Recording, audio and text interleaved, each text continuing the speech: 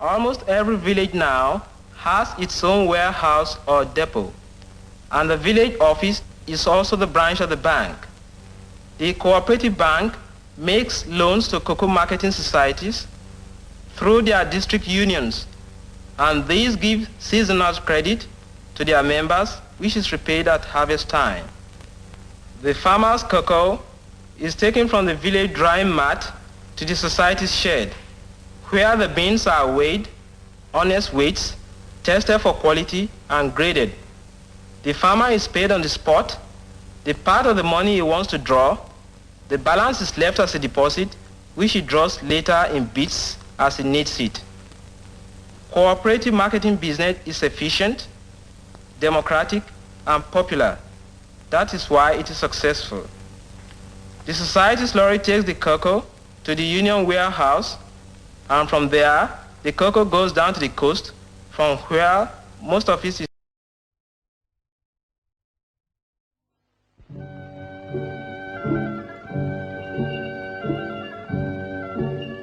This is something of the war effort from the Gold Coast of West Africa, manufacture of soap from cocoa beans. Something of a surprise item for our American visitors who think we make our coffee from soap. Unfortunately, it all looks rather a mess, but so do most processes of manufacture at some stage or the other, and anyway, you don't have to eat it. There's no point in going into a long description of what they're doing or how it's done, because you're never likely to get enough cocoa beans to do it at home. But it's nice to see that the war effort is being pushed ahead, even in these remote corners of our empire. Sappers of the Gold Coast Regiment training in the important job of getting transport across rivers. Since this war started, we've seen many pictures of making pontoon bridges and crossing streams in collapsible boats. Undoubtedly, it's a vital adjunct of military tactics, but there's no doubt that when we get to Venice, it'll seem like a home from home.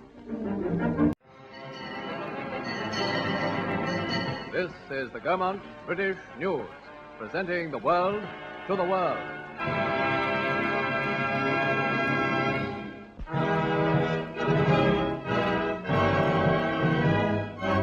Church House, Westminster, sees the official opening of Britain's first colonial mount, with a governor's escort of Gold Coast police forming a guard of honor for the arrival of the King and Queen.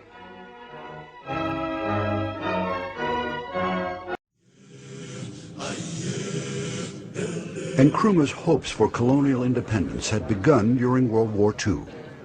United States President Franklin Roosevelt had secured from British Prime Minister Winston Churchill a promise that all nations of the world would be allowed to chart their own political course.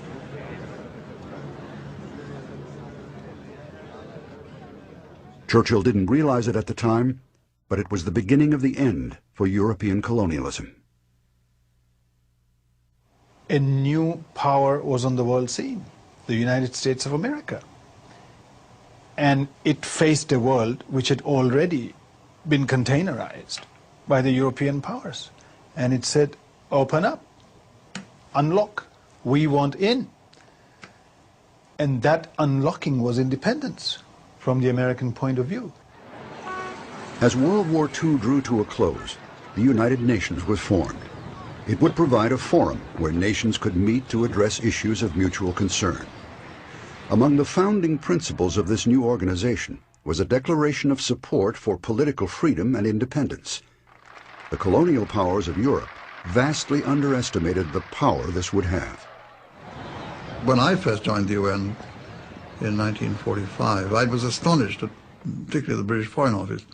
And people would say, well, decolonization is a small matter, you know, 100 years, 150 years, maybe. Well, actually, it took 20. Colonialism, of course, is the absolute enemy of open economies and of free trade. Colonialism is about anything. It's about managing economies, restricting access, either formally or informally. And it emphasizes the importance of Africa as a producer of raw materials. Known to Europeans and Americans for centuries as the Dark Continent, by the late 1880s, European nations had colonized virtually all of Africa. In 1884, they met in Berlin to draw up the political boundaries of their colonies.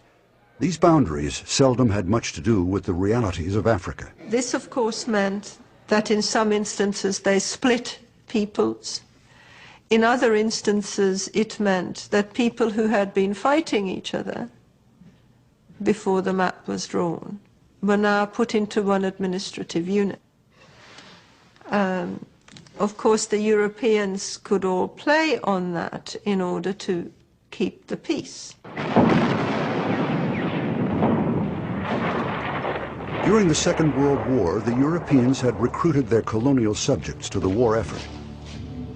African conscripts were not always well treated. In 1948, in the Gold Coast's capital, Accra, disgruntled ex-soldiers demonstrated for fair pay for their wartime service. A number were shot and killed by colonial police, sparking riots across the country. One of those imprisoned without trial in the aftermath of the rioting was Kwame Nkrumah. He had just returned from England to be General Secretary of the United Gold Coast Convention Party. Nkrumah's arrest instantly transformed him into a national hero. The Gold Coast was one of the richest colonies in Africa. Diamonds, gold, and cocoa were its main exports. Its early history was dominated by the slave trade. Nkrumah himself came from a small village near the old slaving forts of Elmina. In the 1930s, he managed to make his way to the United States to study. While in the U.S., he was influenced by African-American scholars and black nationalist pioneers.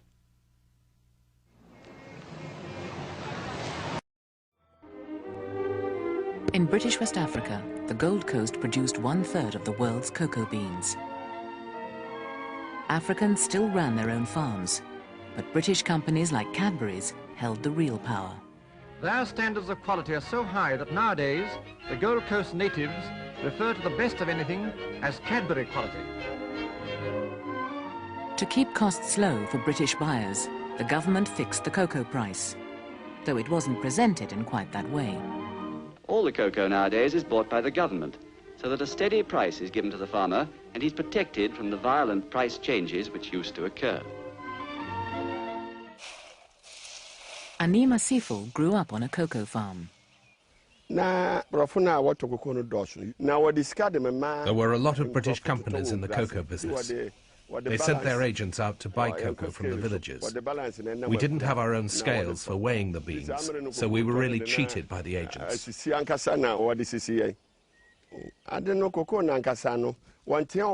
had to accept the prices they gave us. The price was set by the British, and we had no say. Our hands were tied. The Europeans needed the Africans for the work they could do. They were in no hurry to give them full political rights.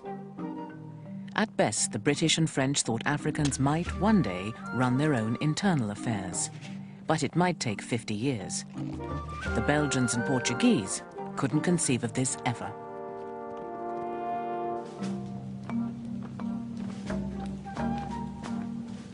The aspirations of Africans themselves changed after the end of the Second World War, which altered everything.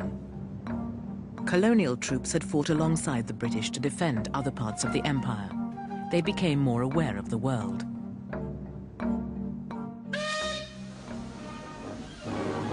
From the jungles of Burma, tough veteran West and East African troops arrive at Bombay on their way home.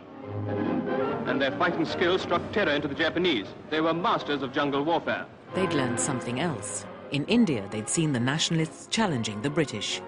Geoffrey Aduama returned to the Gold Coast with a new insight. Well, the Indians were very, very political. They were very political. We had conversation with some of them. They said, why are we fighting for Britain? Then we say we are fighting for world freedom. So they ask us, are you yourself free? We said, no. He said, well, fight for your freedom first. As I said, this had a very big impression on the Gold Coast soldiers. Me especially, it had a big impression on me. The African struggle for self-rule, which would soon spread to other parts of the continent, began in the British colony of the Gold Coast, where only 5,000 Britons, mostly traders, lived alongside 2 million Africans. Trouble began when demonstrations led by army veterans turned into violent riots, and 29 were killed.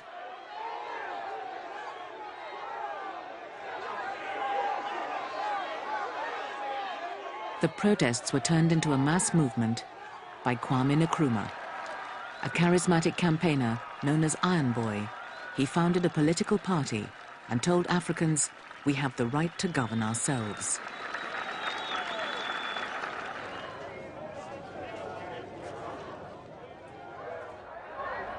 Following Gandhi, he asked Africans to take direct action and demand self-rule immediately. He organized a boycott of British goods and a general strike. The British saw him as a dangerous firebrand, probably under communist influence, and put him in prison. The jailing of Nkrumah gave a new impetus to the campaign to replace rule by the governor through African chiefs with an elected government. Victory for us in the struggle of CPP. There is victory for us. Forward, ever, backward, never. In the name of great CPP, there is victory. Komla Bedama, Nkrumah's friend and fellow worker, ran the party in his absence. To prove not only to the colonial officials... I had to organize the party around the country at the same time as keeping the machinery of the party going. But we did it all. And to help us do it, one of the tools I used was to have a full life-size photograph of Nkrumah made into 3 parts so that it makes a decent small parcel. And this I carried around as part of my paraphernalia for the campaign. Nkrumah's body is in jail, but his spirit is going on. Now, how can we not vote for such a man? The mass action brought results. With the colony in ferment, the British finally agreed to a general election. They hoped Nkrumah would lose to more conservative opponents.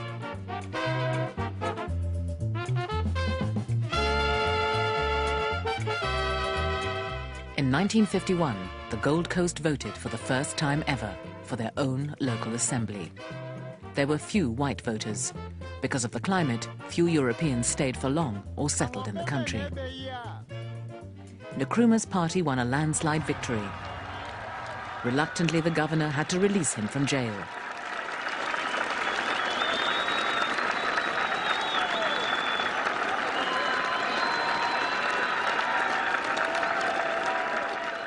Now Nkrumah would fight for complete independence.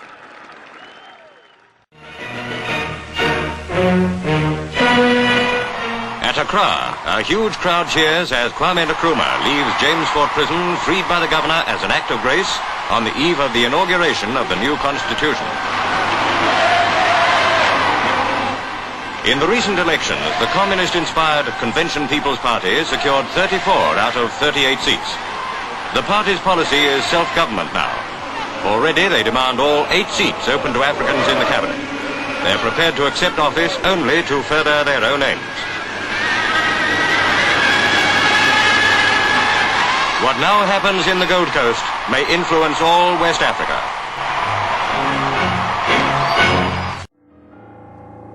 We begin in West Africa, one of the 2 great areas of the world where we have ruled but never settled.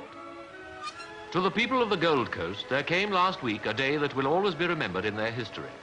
For here, in what's been a British colony for more than a century, nearly 1 million people went to the polls in their first general election. The main issue in the election lay between those who want self-government sometime in the future and those who want it now, like the Convention People's Party, the CPP. Their leader, Kwame Nkrumah, spent election day in jail, serving a sentence for incitement and sedition. Nkrumah's rise had been irresistible. After spending 10 years in America as a student, he had returned to the Gold Coast in 1947. Within 2 years, he had formed a political party. 2 years after that, he swept to power. Although the British still controlled trade, defence and foreign policy, he had become the first black African Prime Minister.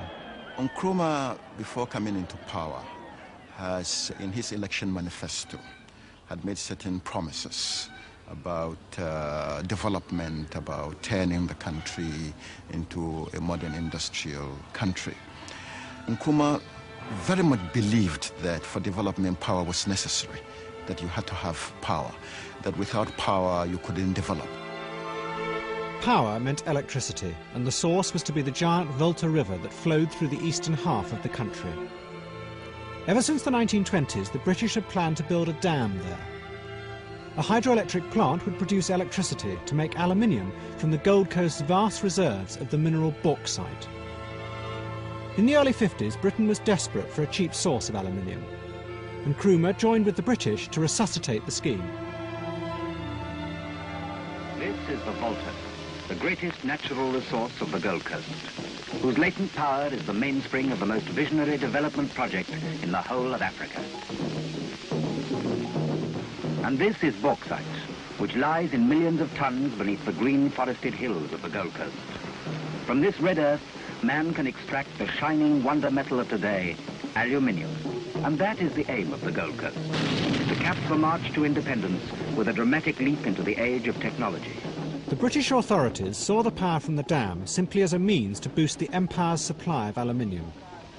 But for Nkrumah it was much more. He saw it as the key to fulfilling his country's destiny. The power was originally conceived just for the manufacture of aluminium in this country. But then when Kwame came, he gave a new accent, a new importance to that power project. That was, the power was to be used for a comprehensive economic development of the country.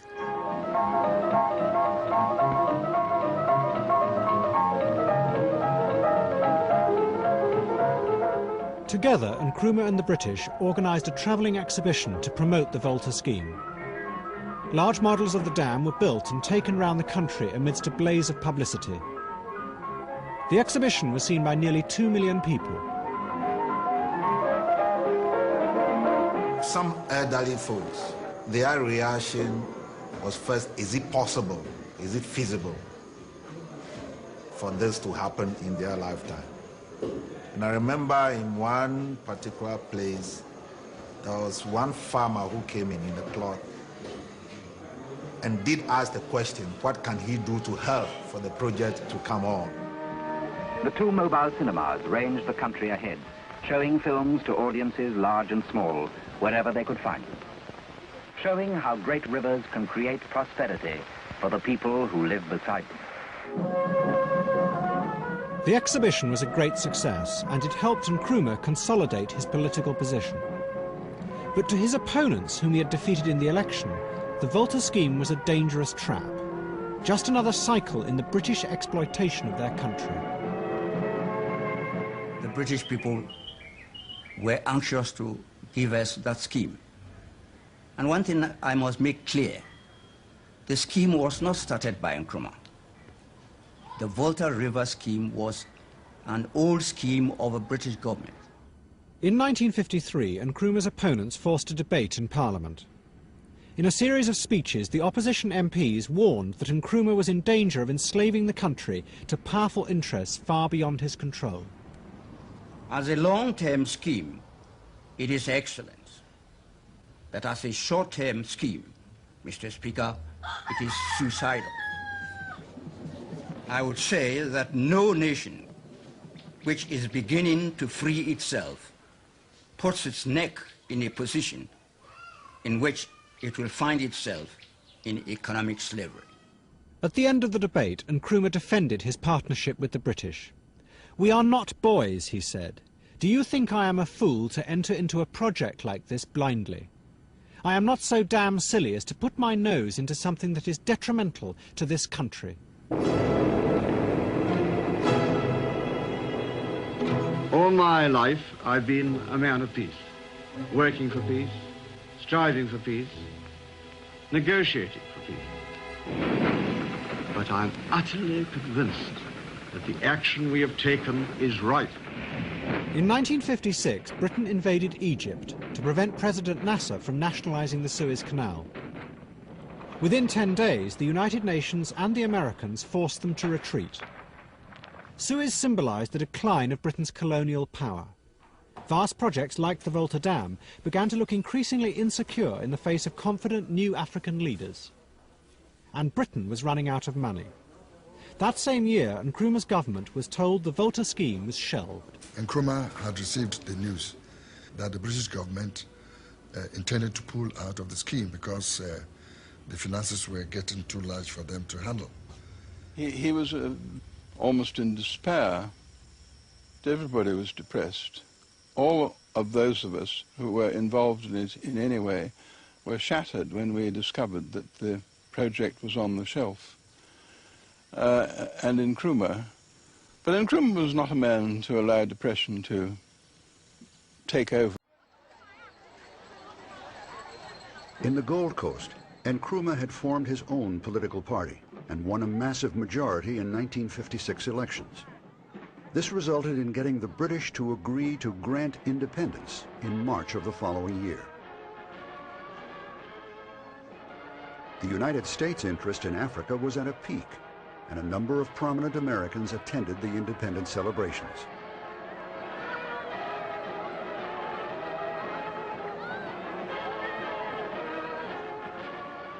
These included then Vice President Richard Nixon and Dr. Martin Luther King.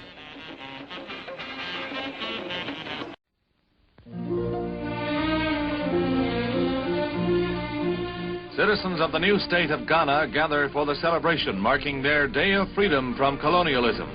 What was once the Gold Coast, a British colony, now becomes an independent Commonwealth. Vice President and Mrs. Nixon represent the United States at the three-day festivities. Native dances and games mark an event of historic importance since Ghana becomes the first Negro colony in Africa to gain its freedom. Premier Kwame Nkrumah chats with Representative Adam Clayton Powell of the U.S. as Ghana's new army passes in review before the American-educated Premier and Deputy Secretary Ralph Bunche of the United Nations. Another feature of the occasion is a beauty contest in which the fairest of the land compete. And here is Miss Ghana herself, first queen of a brand new republic.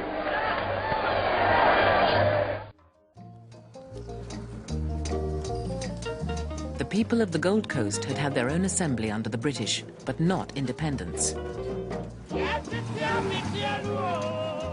In 1957, they became the first black Africans to get complete freedom. Leaders from East and West came to Accra to see the handover.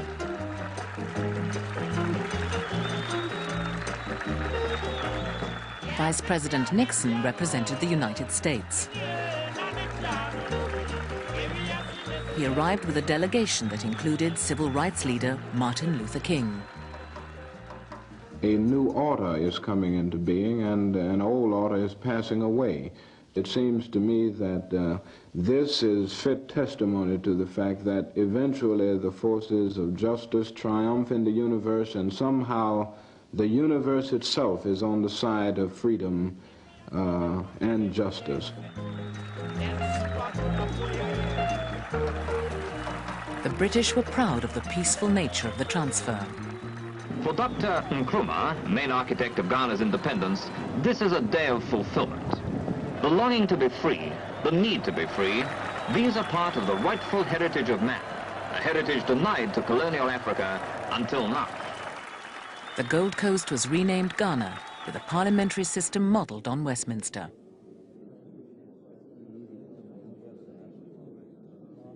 Committing themselves to civil rights, the new government put up a huge commemorative arch. Here, but a handful of years ago, men laid down their lives for a cause that was not yet won, for freedom, for justice.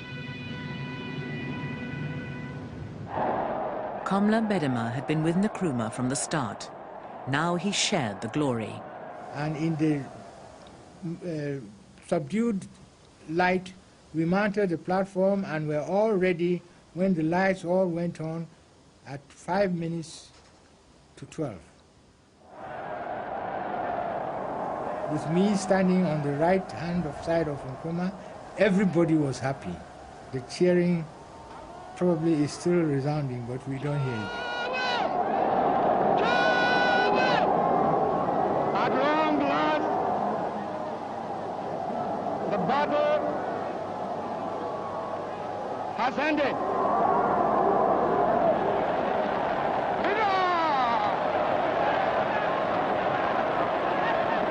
And thus, Ghana, your beloved country, is free forever. From now on, there is a new African in the world. That new African is ready to fight his own battle and show that after all, the black man is capable of managing his own affairs.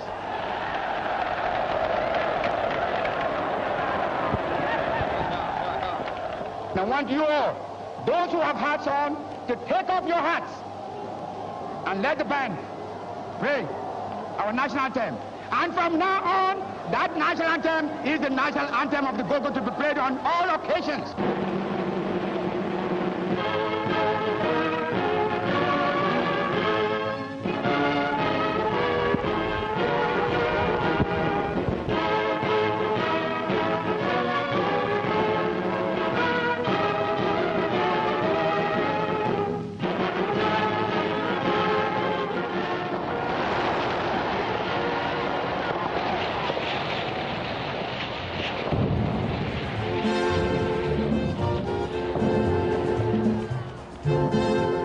The song of the night was called Freedom Highlife, written by E.T. Mensah, the king of African highlife music.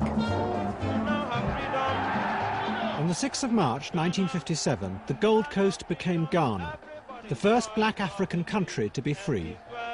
Ghana, your beloved country, is free forever.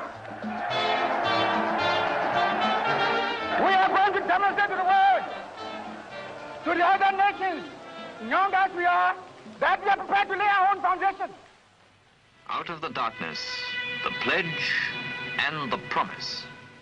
The promise of independence was not just going to be just freedom, but that people will see it in their lives.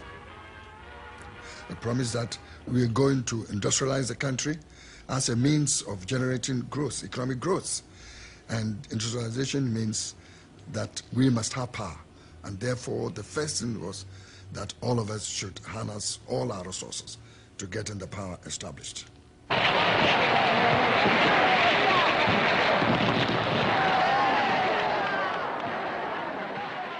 It was a glorious moment for Ghana and for Nkrumah. Jolly, merry and gay, the 6th of March, Independence Day. Nkrumah took advantage of the moment to call for freedom throughout Africa.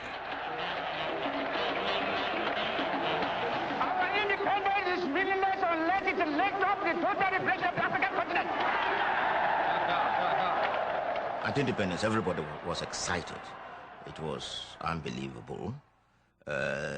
Everyone expected great things to happen.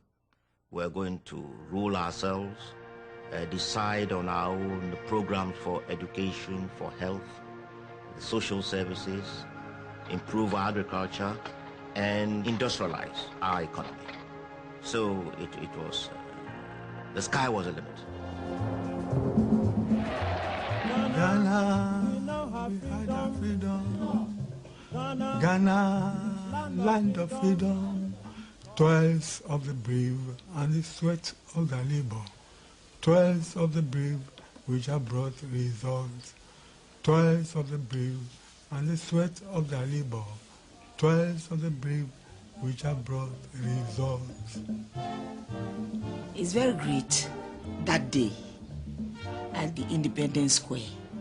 People are dancing, singing. They love the music and the song. The song really symbolizes the saying of Nkrumah, at long last, the battle is ended. Because we have freedom. We have our freedom.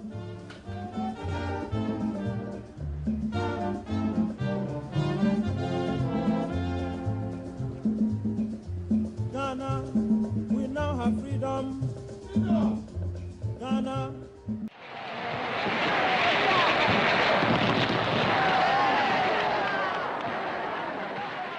It was a glorious moment for Ghana and for Nkrumah. But in private, he knew that many of the promises on which he had been swept to power might prove dangerously hollow if the dam were not built. It was the key to his vision of leading Africa into a shining tomorrow. Freedom!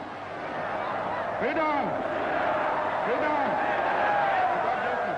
But then, 4,000 miles away, a simple twist of fate brought the Volta scheme back to life.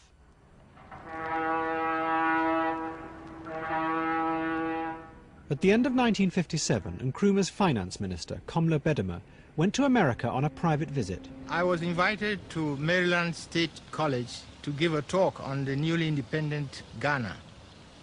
And as I was driving there from New York, I felt like having a drink of orange juice or water at a roadside restaurant, Howard Johnson's restaurant in Delaware. My secretary, who was an American, a black American, told me, Minister, I think this is one of the states where they are very sticky about color. I said, what? The home of good food is Howard Johnson's. Howard Johnson's is such a friendly place to have good food. I asked for 2 glasses of orange juice. The girl looked at us, said, no, sir, you can't. I said, what? You can't. Then she turned away, went in and told the manager to come and speak to us. So the manager came and said, gentlemen, I'm sorry, because of your color, you can't drink in here. And I said to him, look, there are people here who are lower social status than I am, but they can drink and I can't. Okay, you can keep the orange juice and the change, but you haven't heard the last of this.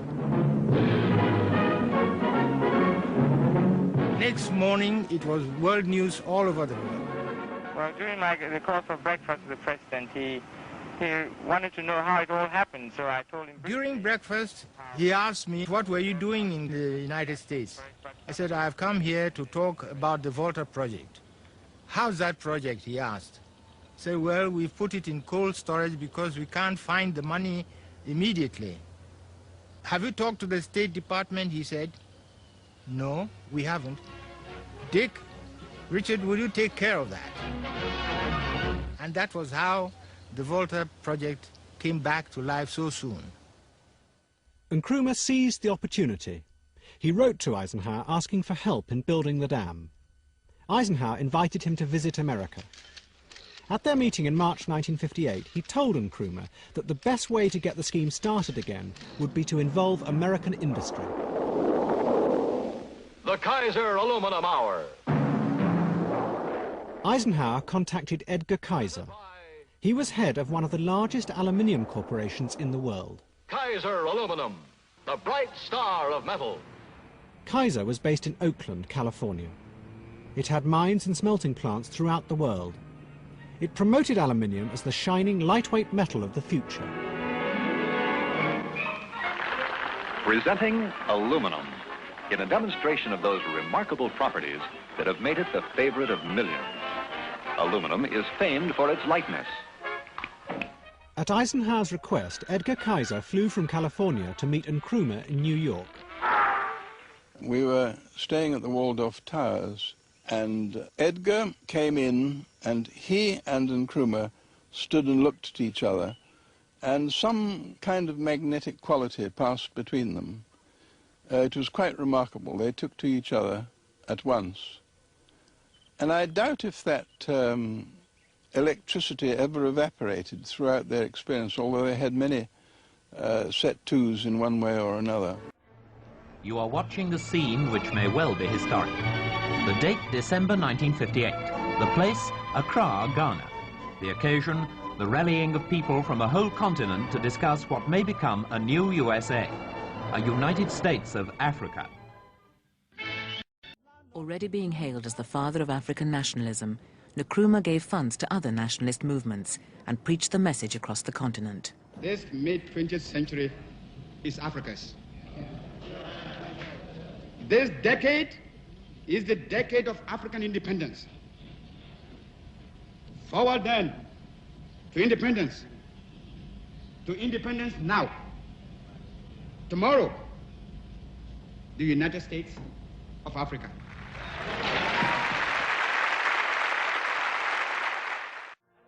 Following independence, Ghana became a magnet for nationalist leaders from all over Africa. And Nkrumah hosted a series of conferences aimed at building support for a united Africa. That brought in almost all the freedom fighters from Africa. South Africa, Rhodesia, East Africa, North Africa.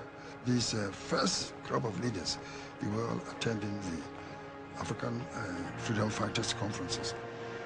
I appeal to you in the sacred name of Mother Africa to leave this conference resolved to rededicate yourselves to the speedy liberation of your territories. Last-minute preparations before the conference begins, there lie long years of work and struggle for the advancement of African independence. Yesterday, these countries, now meeting in Accra, were far apart. Often they were divided against each other. Today, they are one. Names are changing. Ideas are changing too. Here begins, in unity, a new Africa. Ethiopia, Ghana, Liberia, Libya, Morocco, Sudan, Tunisia, United Arab Republic. Strong with the onward drive of liberation. Peaceful because independent. United because free. Only South Africa, although invited, does not attend. A year ago, Ghana welcomed the statesmen of the world to celebrate her own independence. Today, this country is proud to welcome the statesmen of free Africa.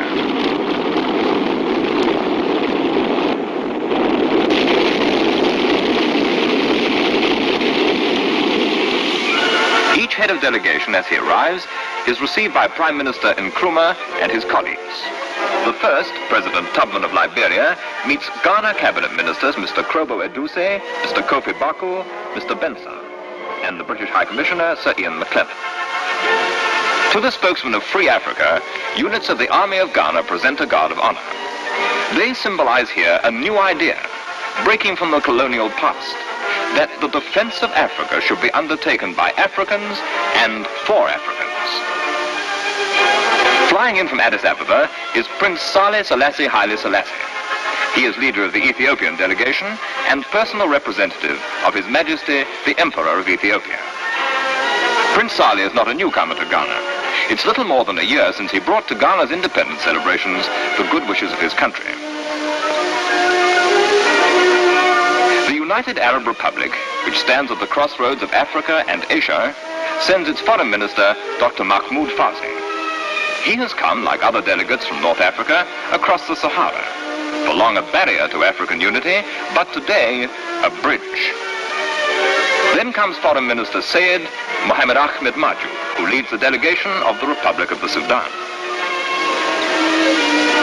From Tunisia, Dr. Sadek Moukadam, Secretary of State for Foreign Affairs. From the Kingdom of Libya, there comes Foreign Minister Wakbi El Bouri. Through delay from bad flying weather, the 8th delegation and its leader, that of Morocco with Foreign Minister Ahmed Balafrej at its head, will arrive in a few hours' time during the night.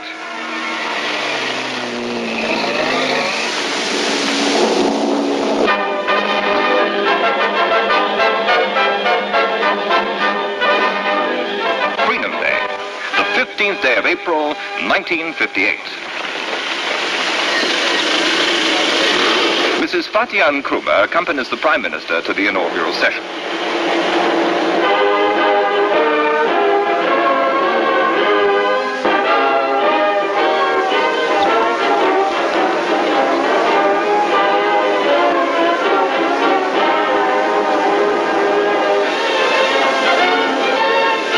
On the steps of Parliament House, the Prime Minister welcomes each head of delegation as he arrives for the beginning of the conference.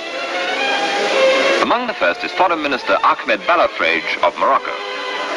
Today, he and his fellow statesmen will affirm the wish and will of African peoples everywhere to unite their efforts towards building and rebuilding in freedom the last colonial continent. They will be speaking in the names of more than 70 million Africans.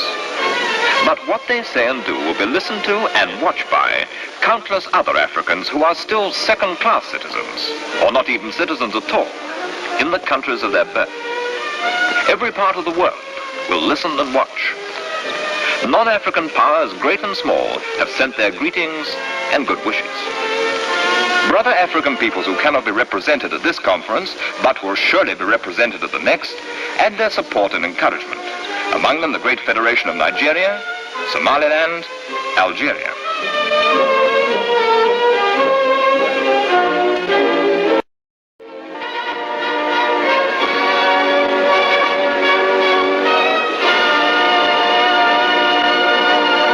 This scene for all Africa, free or unfree, will not be forgotten.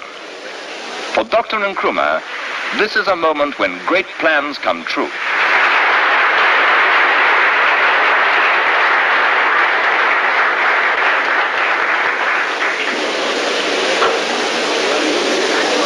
Leaders and representatives of the government of the African independent states, fellow Africans, Your Excellencies, ladies and gentlemen, it is my pleasant duty on behalf of the government and people of Ghana to welcome you, our distinguished guests, to our country. We are deeply grateful and highly honored to have among us such eminent statesmen of free Africa. We hope that your stay in our midst will be happy and enjoyable. And we pray that divine providence will bless and guide our deliberations so that we may arrive at decisions which will be to the mutual benefit of the peace, happiness, and prosperity of our various countries. For long years, men in Africa have hoped for a meeting such as this, and so it's a high point in African history. Had the miseries of our continent ended with the slave trade, we might perhaps have found a means of recovering from the wounds which this system inflicted upon us. But alas, a new misfortune, colonialism, befell us. While the slave trade took away from Africa shiploads of our people, colonialism enslaved them in their own territories. We repudiate and condemn all forms of racialism. For racialism not only injures those against whom it is used, but warps and perverts the very people who preach and protect it. And when it becomes a guiding principle in the life of any nation, as it has become in some other parts of Africa, then that nation digs its own grave. It is inconceivable that a racial minority will be able forever to maintain its totalitarian domination over an awakened majority. We, the independent states of Africa, seek to eliminate racialism by our own example of a tolerant, multiracial community reflecting the freely expressed will of the people based upon universal adult suffrage. Africa is the last remaining stronghold of colonialism. Unlike Asia, there are on the continent of Africa more dependent territories than independent sovereign nations. Therefore, the free, independent states of Africa have a responsibility to hasten the total liberation of Africa. I believe the Prime Minister speaks of the responsibility which the independent states of Africa also feel towards the cause of world peace. He calls for an end to the testing of nuclear weapons. He condemns any plan there may be for using the Sahara as an atomic testing ground. He appeals to the United Nations to halt any such threat to African safety. Today, he says, we are one. An injury to one is an injury to all. From this conference must go out a new message. Hands off Africa. Africa must be free.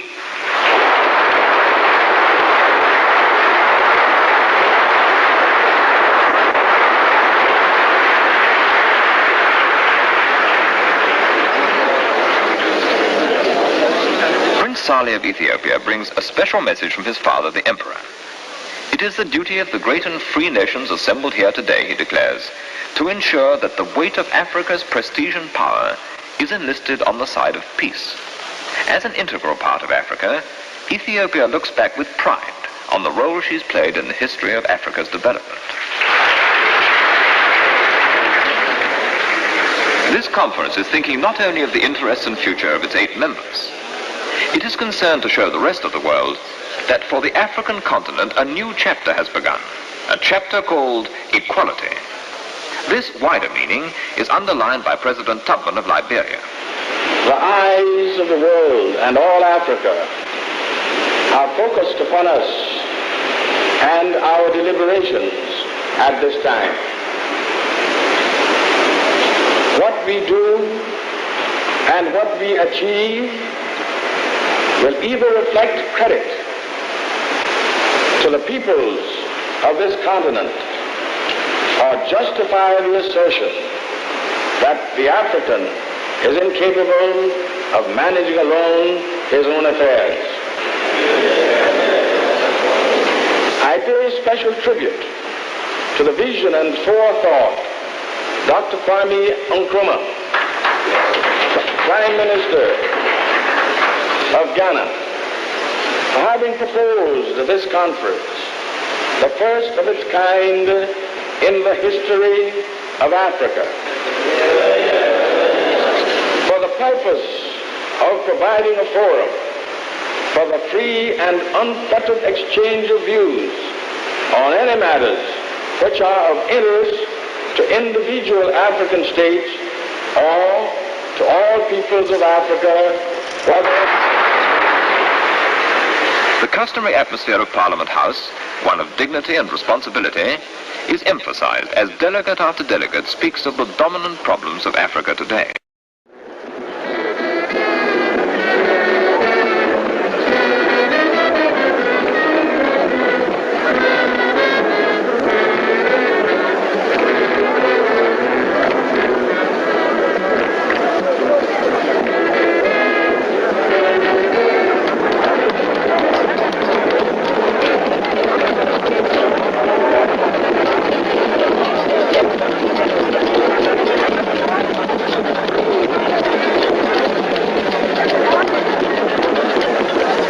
Note of energy and confidence in the future, delegates meet for their closing session. Mr. K.A. Bedimer, leader of the Ghana delegation, thanks them for the many good things they've said of his country for its pioneering work. The conference is now ending, and our guests will soon be departing for their homes.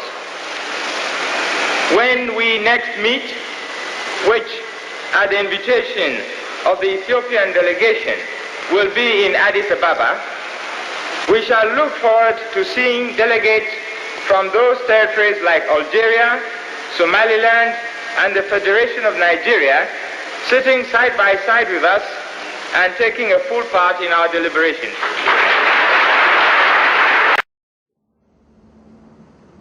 Ghana started with good prospects.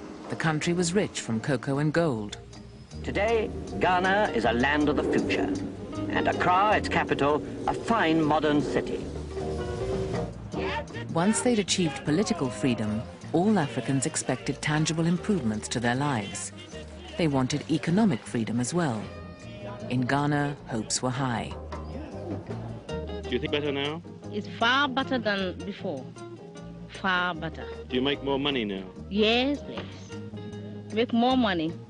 Our trade is on successfully, and we feel happy now than before. We are happy in everything on account of the independence. Ghana had all the trappings of a new nation. A brand new airline was training its own pilots. Communications were better. Hello, London. Hello, London. Ghana Airways, roads, schools, colleges, universities, harbors, everything. Buildings. You see, these estate houses were all built by Nkrumah for the poor. And you see some poor people now having a house to live in. Education. People like me couldn't have been a lawyer It's impossible. But when Nkrumah came, he opened the doors for everybody. Before 1961, the Black Stars, as the Ghanaian national team are known, had been coached by Europeans. As part of his plan to Africanize national life, Nkrumah brought back Charles Gyamfi, who was playing in Germany for Fortuna Düsseldorf, to become national coach. He and the players all had direct access to the head of state. Being a star within the Black Star, I can always go to him without even making an appointment. I go to him. If I'm in need of anything, I go to him and tell him. The Black Stars became the ambassadors of Ghana, spreading Nkrumah's gospel of Pan-Africanism. Stanley Matthews, the ageless wizard, takes the field once again. But in case you hadn't noticed, it's not Blackpool he's playing for this time. The scene is Accra Stadium, and his teammates are the Hearts of Oak, Ghana's leading side. Over the bar, but never mind. In a few minutes, Stanley's back again, as slippery as ever. A teammate grabs the pass, the goalie runs out, but he dodges him, and the goal's wide open. All the spectators are cheering for Stanley, the uncrowned king of soccer. Uncrowned? The Hearts of Oak soon put that right.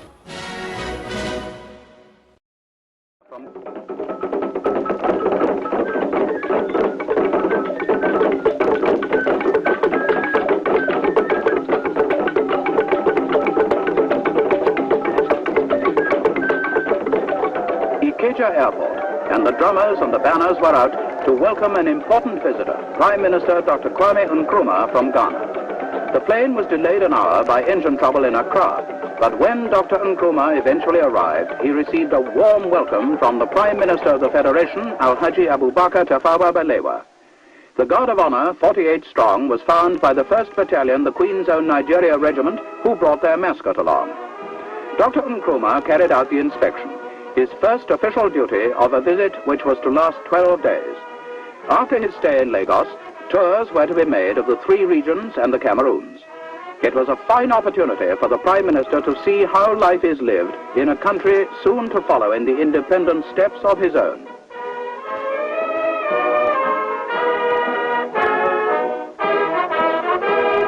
Inspection. And wherever he went, the 49-year-old Prime Minister of Ghana received a warm welcome from the students. Some of our Nigerian brothers have been deported since independence. I wish to make it quite clear that those who have been deported because their conduct was found to be inimical to the security of the state. We could not detain them under the Preventive Detention Act. We could only, with painful reluctance, deport them. When he returned to Lagos from his visit to the regions and the southern Cameroons, Dr. Nkrumah held a press conference at Ikeja Airport. The institutions of... so many. I give an instance. For example, your administrative school at Zaria has very much impressed me. But I've always believed in, local government as the basis of all, democratic setup. And that's really impressed me, and I think it's a thing which Ghana should copy. You have a government, local government school, you see, but it doesn't go that far. It's only for local government administrators, but you have really a broad base for it, and that really impressed me very much. That's one instance I can give. This visit by the Prime Minister of a neighboring state had been a great success. Dr. Nkrumah left with a clear appreciation of the Nigerian way of life. The friendships he had made and the discussions which took place will obviously be of great value to both countries. The Federal Prime Minister walked with him to the Ghana Airways plane, which was to fly him home to Accra. Before he boarded the aircraft, there were more farewells to be taken for many new friends there were to wish him bon voyage. The visit had been successful from all points of view. The 12-day tour was over, but the benefits which will spring from it in the years to come cannot yet be estimated.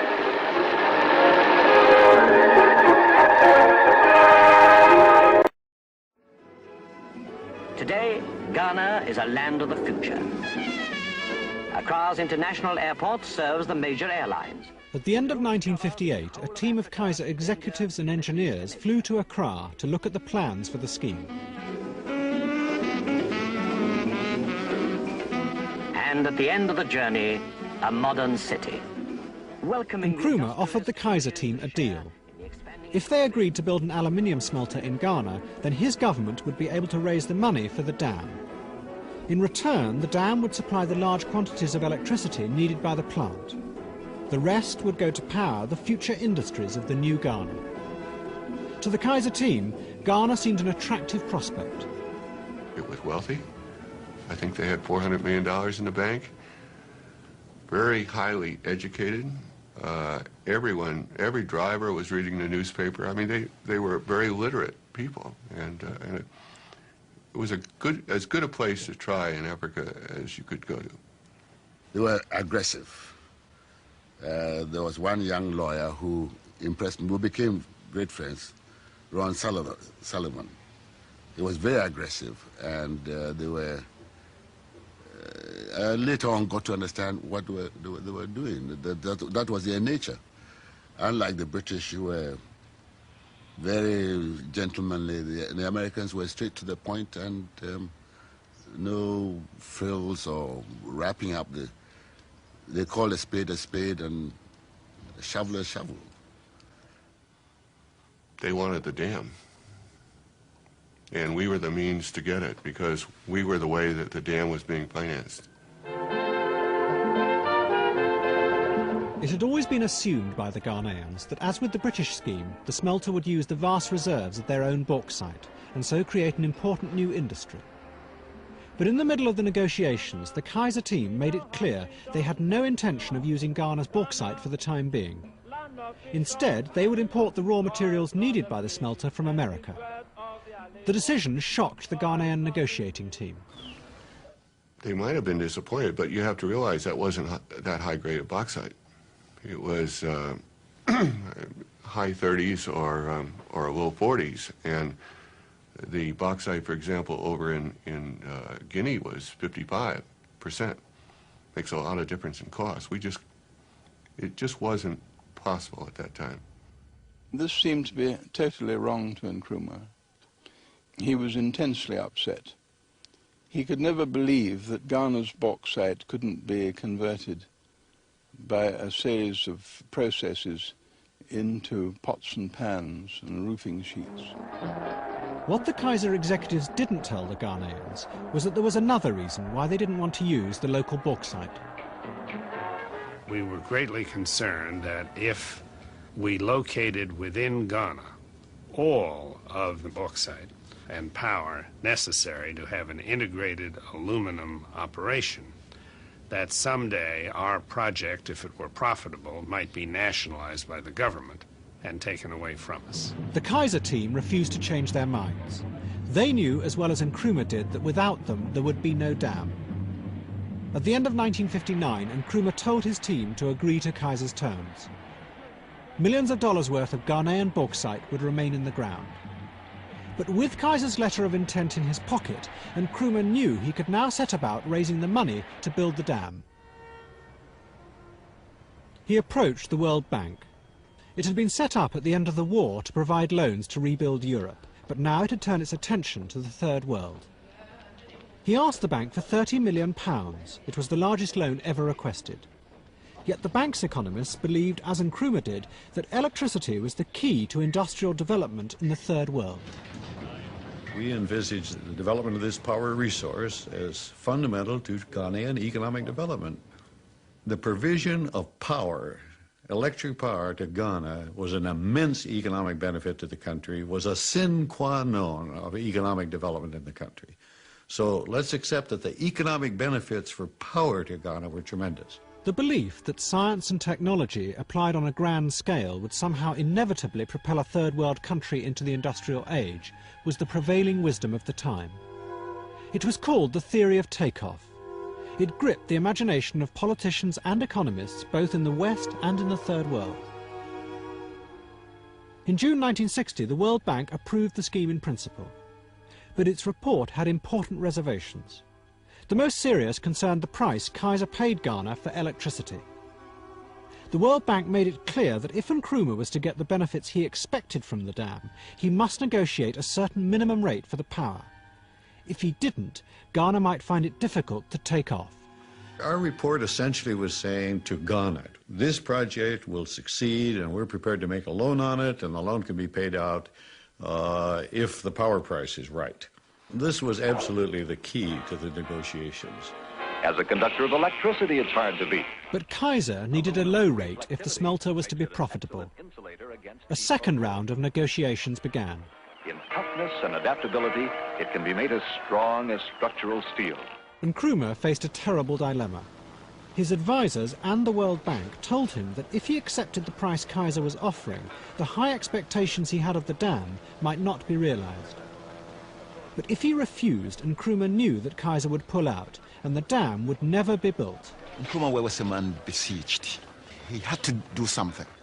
As you know, he had raised up hopes of the development of the country, that the Volta River project would turn Ghana into a modern industrial country. He had no other program. Insofar as he saw it as providing this minimum of the power which he saw, he was prepared to go along. The negotiations dragged on through the autumn of 1960. Neither side would give way on the electricity price. Finally, one hot afternoon in December, Edgar Kaiser decided to confront Nkrumah and force the issue. Kaiser asked for the meeting to be adjourned and went straight to Nkrumah and explained that perhaps his shareholders would not go along with the project if we asked for a higher power rate than Kaiser was asking for. A message came back after lunch, direct from Nkrumah, that we're to go ahead and accept the rate. He wanted the project at all costs. Kwame Nkrumah and Edgar Kaiser on the 22nd of January 1962 signed the master agreement, which enfolded every provision that was necessary between Edgar Kaiser's company and the Ghana government. When they had signed it, they stood up and clasped each other in a very, very genuine embrace. I was there together with a large number of other distinguished guests, and I don't think any of us will ever forget it. The following day we all went to Akosombo, and Nkrumah let off a vast charge, and the scheme started.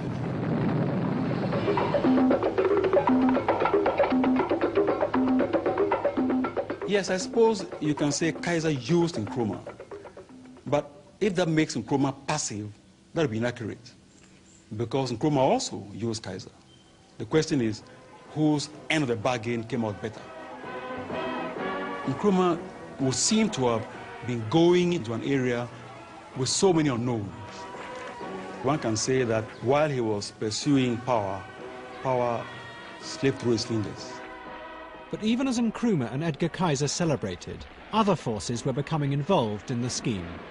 The dam was now a hostage in the vicious confrontations of the Cold War.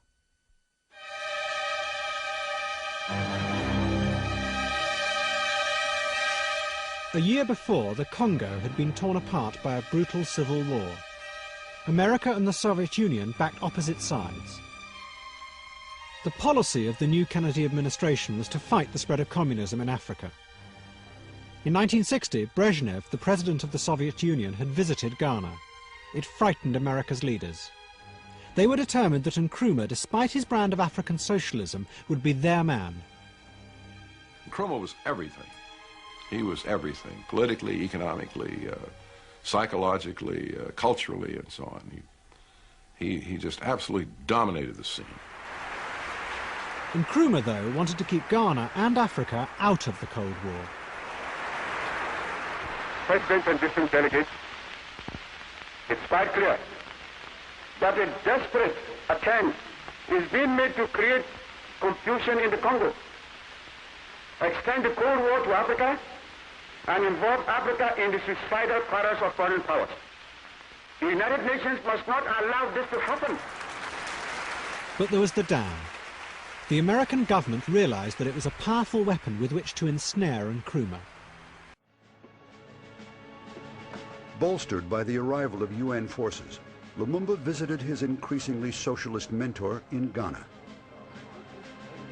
During that short visit of Lumumba, they signed a union treaty, a very short treaty, which established a union between Ghana and Congo as a beginning.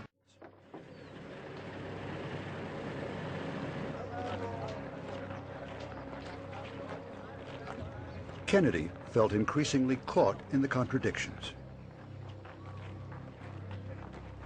And one of the crisis flashpoints in Africa for Kennedy was the Congo. Suddenly, we're criticizing Belgium. And these are NATO allies. They're saying, quit criticizing what we're doing there. We're not criticizing what's happening in Alabama, where you're not giving African Americans the right to vote and that people are being killed in Hays. Why are you bothering with our colonial problem? And so Kennedy found himself in a real flat. By the end of the Kennedy years, he in many ways sold Africa downriver. On the 13th of September 1961, the United Nations finally took sides, attempting to end the Katanga secession. Like the World Bank, the Kennedy administration had agreed to lend millions of dollars to the scheme. In an internal memorandum, the Secretary of State, Dean Rusk, made it quite clear what this money was for. By maintaining this leverage on Nkrumah, he wrote, the US will be in a better position to influence his policies. In public, though, it was called foreign aid. The problem was that we foresaw that the progress that the Soviets were making in extending their communist ideology, particularly in Africa and to some extent in South America, certainly in the Middle East, and that therefore we had to counter that some way. And we countered it with foreign aid as a defense against the spread of communism. Like most of the new African governments, Ghana adopted a socialist system and believed central planning would bring the fastest improvement for the mass of the population. Nkrumah called his version scientific socialism.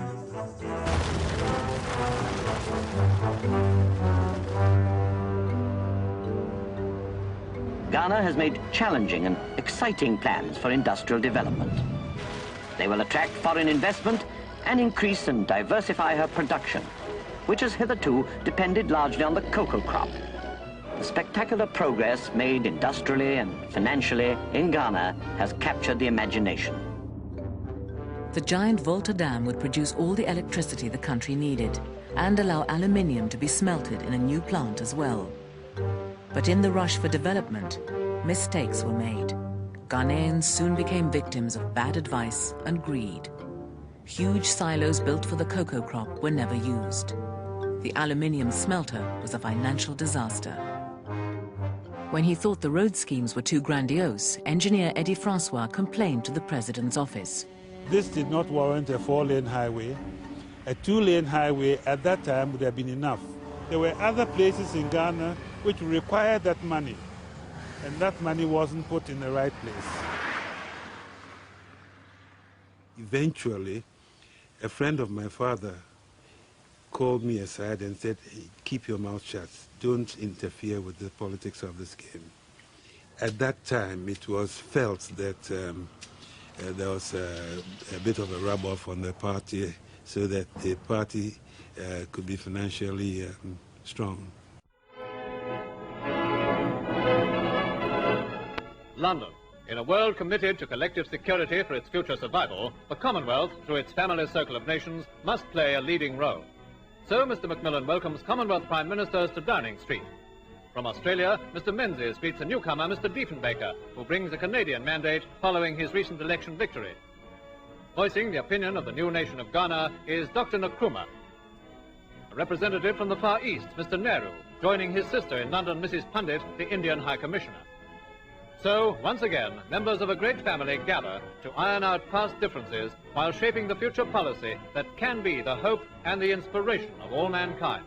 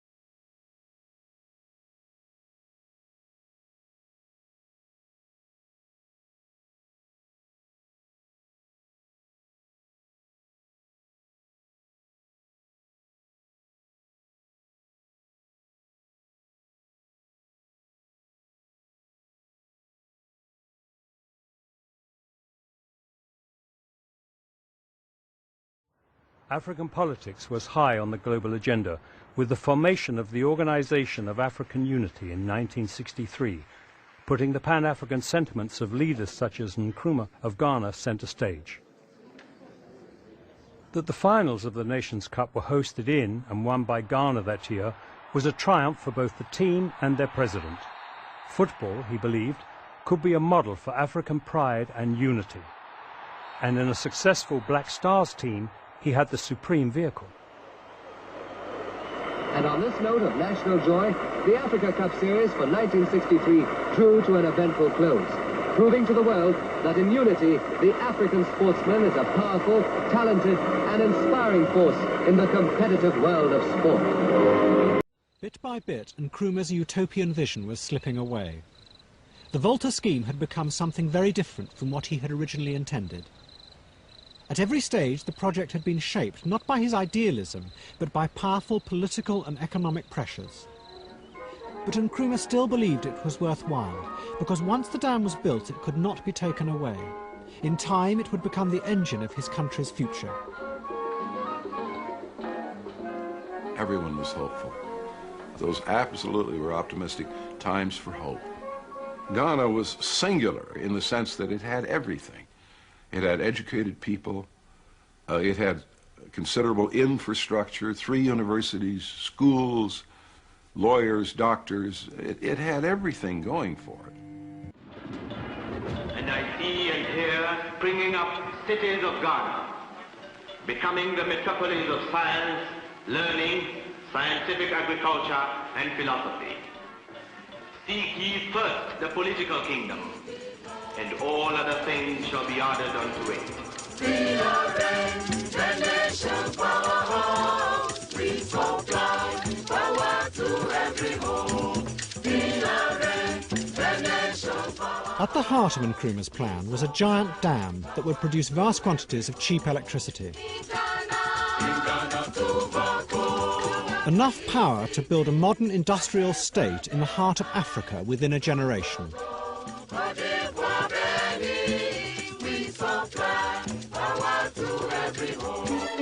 But what Nkrumah did not foresee was that with the dam would come other, more dangerous forms of power which he could not control. Political and economic forces that would tear apart his vision of using science and technology to create a model for the new Africa. Nkrumah was, in my mind, a visionary, not a dreamer. In his mind's eye, he could see United States of Africa as United States of America. And he could see Africa coming together to form a viable unit, to become a world power in the shortest possible time. From now on, there is a new African in the world. He needed power, and there was no source from which he could get the amount of power which he needed. And this was the one source which could provide him with that power. And he was prepared to go the whole length to get it.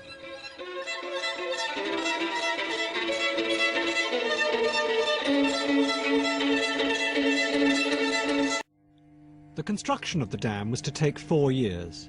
Throughout Ghana, factories and roads began to be built, the foundations of the industrial revolution that would be powered by the dam.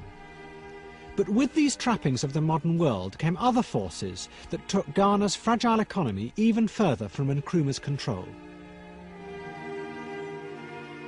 Corruption is not a problem peculiar to any country. I personally feel that the only way in which you can stop corruption in a country is to build up a strong public opinion against it. Elements entered into the equation that had not been adequately foreseen, and perhaps the greatest of them was corruption. Corruption of government and of government people, and corruption, I call it corruption, on the part of foreign suppliers who tried to sell Ghana, in fact did sell Ghana, on investment in substantial industrial enterprises which were not properly designed for the country and did not, in fact, achieve success. In the early 60s, Ghana became a mecca for European industrialists eager to win large contracts from Nkrumah's government. They began to discover that the easiest way was to offer officials from Nkrumah's party a bribe. This soon became the accepted way of doing business in Accra. What resulted was a rush to sell Ghana anything, no matter how inappropriate for an emerging African nation. Vast sums of Ghana's precious foreign currency were spent on these projects. Then, in 1964, Nkrumah's industrial experiment received another body blow. Nkrumah was now gathering all political power into his own hands and building a cult around himself. He was the savior, messiah, redeemer. His picture was seen on shirts, dresses, coins and stamps. Streets were renamed after him. His titles included Chairman of the Central Committee, Prime Minister and General Secretary of the party. Ghana became the first of many one-party states in Africa. More people have been fined for breaking the curfew imposed last Saturday in the city of Accra. 89 people appeared before a magistrate's court. They all pleaded guilty. The economic promises weren't delivered, and scientific socialism soon turned into autocracy.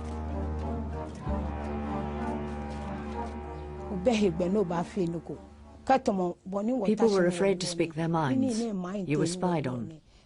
Anything you said against Nkrumah could be written down and they'd come and arrest you. If they arrested you, they didn't ask you about what you'd said. They just sent you to prison.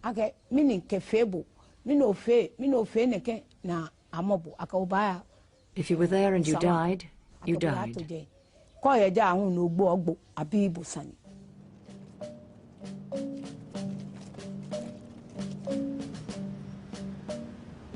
Ghana is passing through a revolutionary period.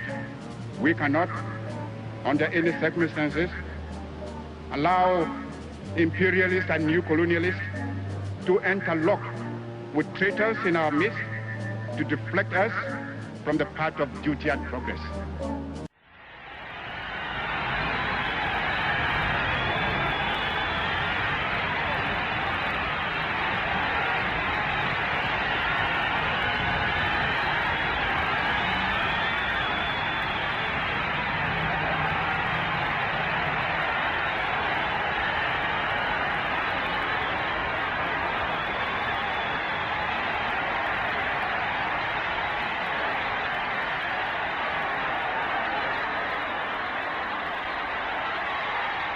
Lead kindly light.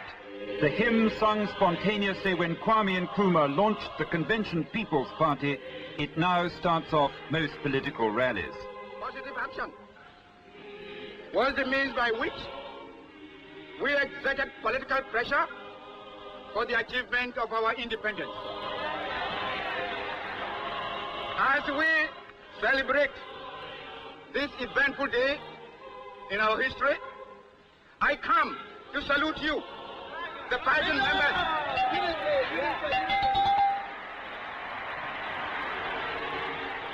I come to salute you, the party members of our revolutionary party.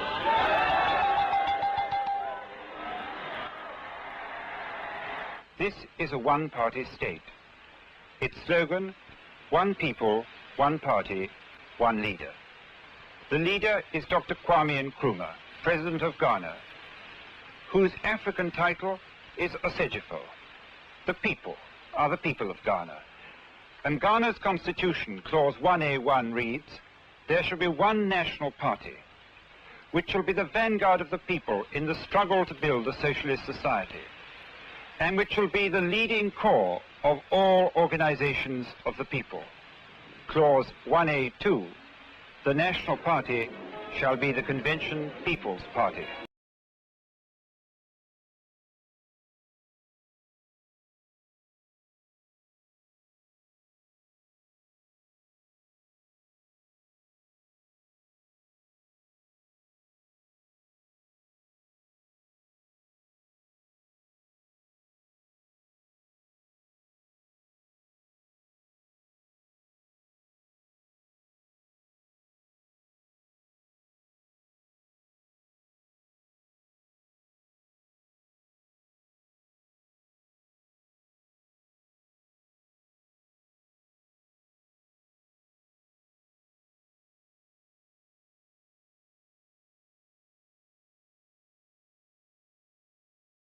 Our first reaction to that is that we have seen this all before. It's not merely that having pioneered the two-party system, Britain hoped that it would be followed in Africa. It is also that many of us in our generation have had bitter experience of the one-party state in Europe. But is comparison with Europe fair? Most Africans say no, Africa must not be the prisoner of Europe's history. That what they are trying to do stems from Africa's necessities and must be justified by Africa's history. This is a view which we owe it both to them and to ourselves to examine closely. Not just in Ghana, but all over Africa, the new leaders are saying that the two-party system does not suit African conditions, that a permanent opposition that opposes for opposition's sake is alien to African tradition and damaging to the mood of national mobilization which alone can rouse the people to effort and prosperity. Despite geography, ideology, or leaders' personality, states are going the same way. In the Ivory Coast, a free economy, a pro-French policy, and a one-party state. And next door Ghana, socialist, critical of the West, and a one-party state. In one-party Ghana, following an attempt to assassinate the president, slow-boiling friction between party and university came to a head, with 6 foreign staff members purged and deported. Yet in multi-party Nigeria, when the West Region government changed, university staff members were purged by the new party in office for being too closely associated with the old. Under tribalistic party warfare, says Nigerian President Azikiwe, the personality of the Nigerian nation has decomposed and stinks. Until 1946, our rule was authoritarian via traditional chiefs everywhere except in the coastal areas like Accra, where a small educated elite of African traders and professional men did have a long apprenticeship in self-government. The African upper crust, living in houses like these, expected to take over the Englishman's privileges when he left. And Nkrumah's supporters were the masses of underemployed primary school leavers. His positive action was a social revolution as well as a nationalist movement. Nkrumah united these coastal rebels with the discontented commoners of the Ashanti Kingdom. This old gentleman in the bowler is the Asantehene of Ashanti, which used to be a strong feudal confederacy in the middle section of Ghana, back from a visit to Britain for the sake of his health. According to one deputy minister, the Asantehene's political health also benefited because he came back no longer believing in the divine right of kings and prepared to mix freely with his people. In Ashanti and in the upper region, all government used to be conducted in the name of the chief, and they were extravagantly praised. During the transition to independence, the Asantehene and other chiefs financed opposition groups which tried to break Ghana up into a loose federation on a tribal basis. Depriving chiefs of political power, Nkrumah assumed the traditional title Asajifo, or super chief of the nation, so as to bridge the change. Ghana exalted the leader not only as political head, but as her equivalent of a royal family. Nkrumah does no wrong. Nkrumah does no wrong. A new patriotism was instilled into the young. Nkrumah does no wrong.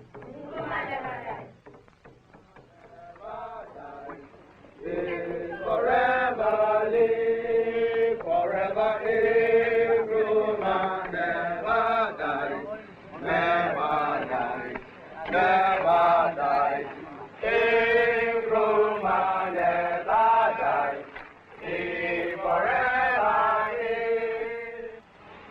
A mass of competitive unions and associations, many of them inefficiently or corruptly run, were compulsorily merged by statute, so that there should be one organization in each field, with each tied to the party. Ghana's press became very obviously a party press.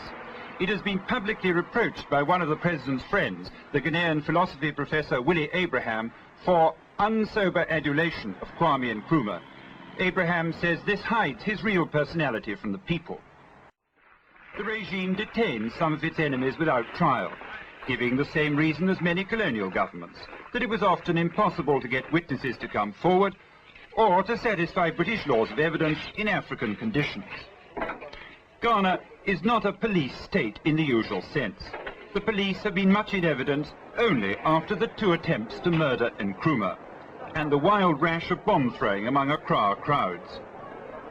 Nkrumah has yet to execute a single one of his opponents, but he disturbed many of his admirers by dismissing a Chief Justice for failing to tip him off in advance that he was about to acquit 2 ex-ministers, who are now being retried for the same offence. We all want a united Africa. Kwame Nkrumah is a man of various moods. Grim urgency is one mood. Nkrumah has a more intensive sense of the enormity of the task African governments have set themselves than any other leader. Must be solved only on a continental basis. But this also is Kwame Nkrumah. The boyish charm and personal modesty are part of the essence of the man that gets overpainted by crude propaganda. This happier aspect is clouded when security considerations force him to live in Christiansburg Castle, where he feels cut off from the people and oppressed by thoughts of the slave fort's former use. Then his impatience seems to dominate him totally. Nkrumah has committed much of his prestige to continental union now. I raised the apparent lack of response among the assembled heads of state with one of his advisers, Dr. Bankole Akpata. All of them, without exception, agree that the African unity is desirable and that only in the union government will be able to move forward more quickly in the modern world. The only thing that some of them were saying was that they needed a little time, that Dr. Kwame Nkrumah would want union now. Some of them said, yes, new union, but we should go step by step. But how can you go step by step when the burning issues of our problems against poverty, against apartheid in South Africa, against Southern Rhodesia and so on, calls and demands now for us to unite our forces? And the facts are there. Take the United States of America with nearly 200 million people, the Soviet Union with 210 million people, the Chinese People's Republic with nearly 700 million people, the subcontinent of India with 450 million people. Africa has only a population of 280 million people. I mean, fragmented and disunited and so on. How can we emerge in the modern technological and scientific world if our disparate forces are going our separate ways? That is why the urgency of union government now cries out for effectual union for us to move forward. I think history and geography are on the side of Kwame Nkrumah. The modern technological and scientific world is being entered by Ghana with a heavy load of unhelpful history.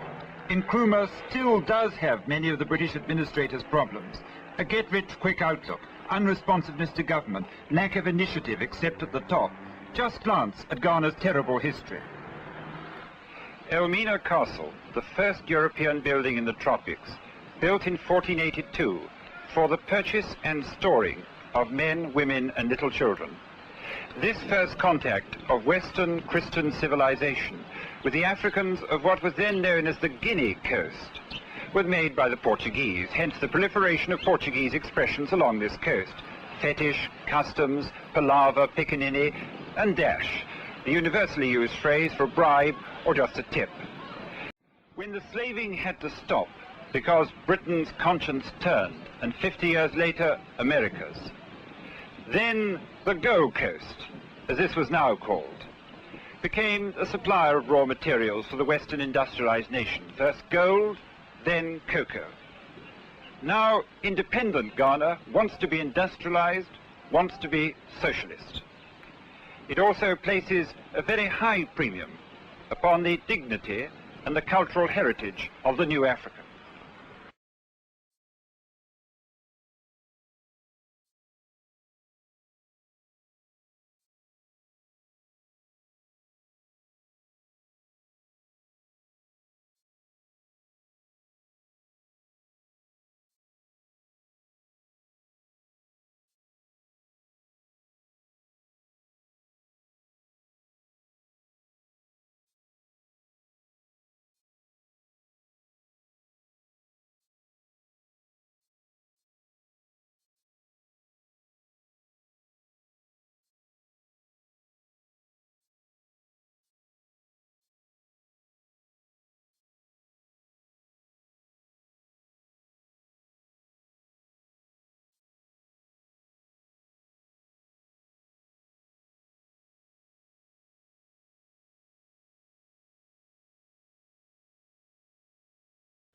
And here's an example of what Nkrumah is up against.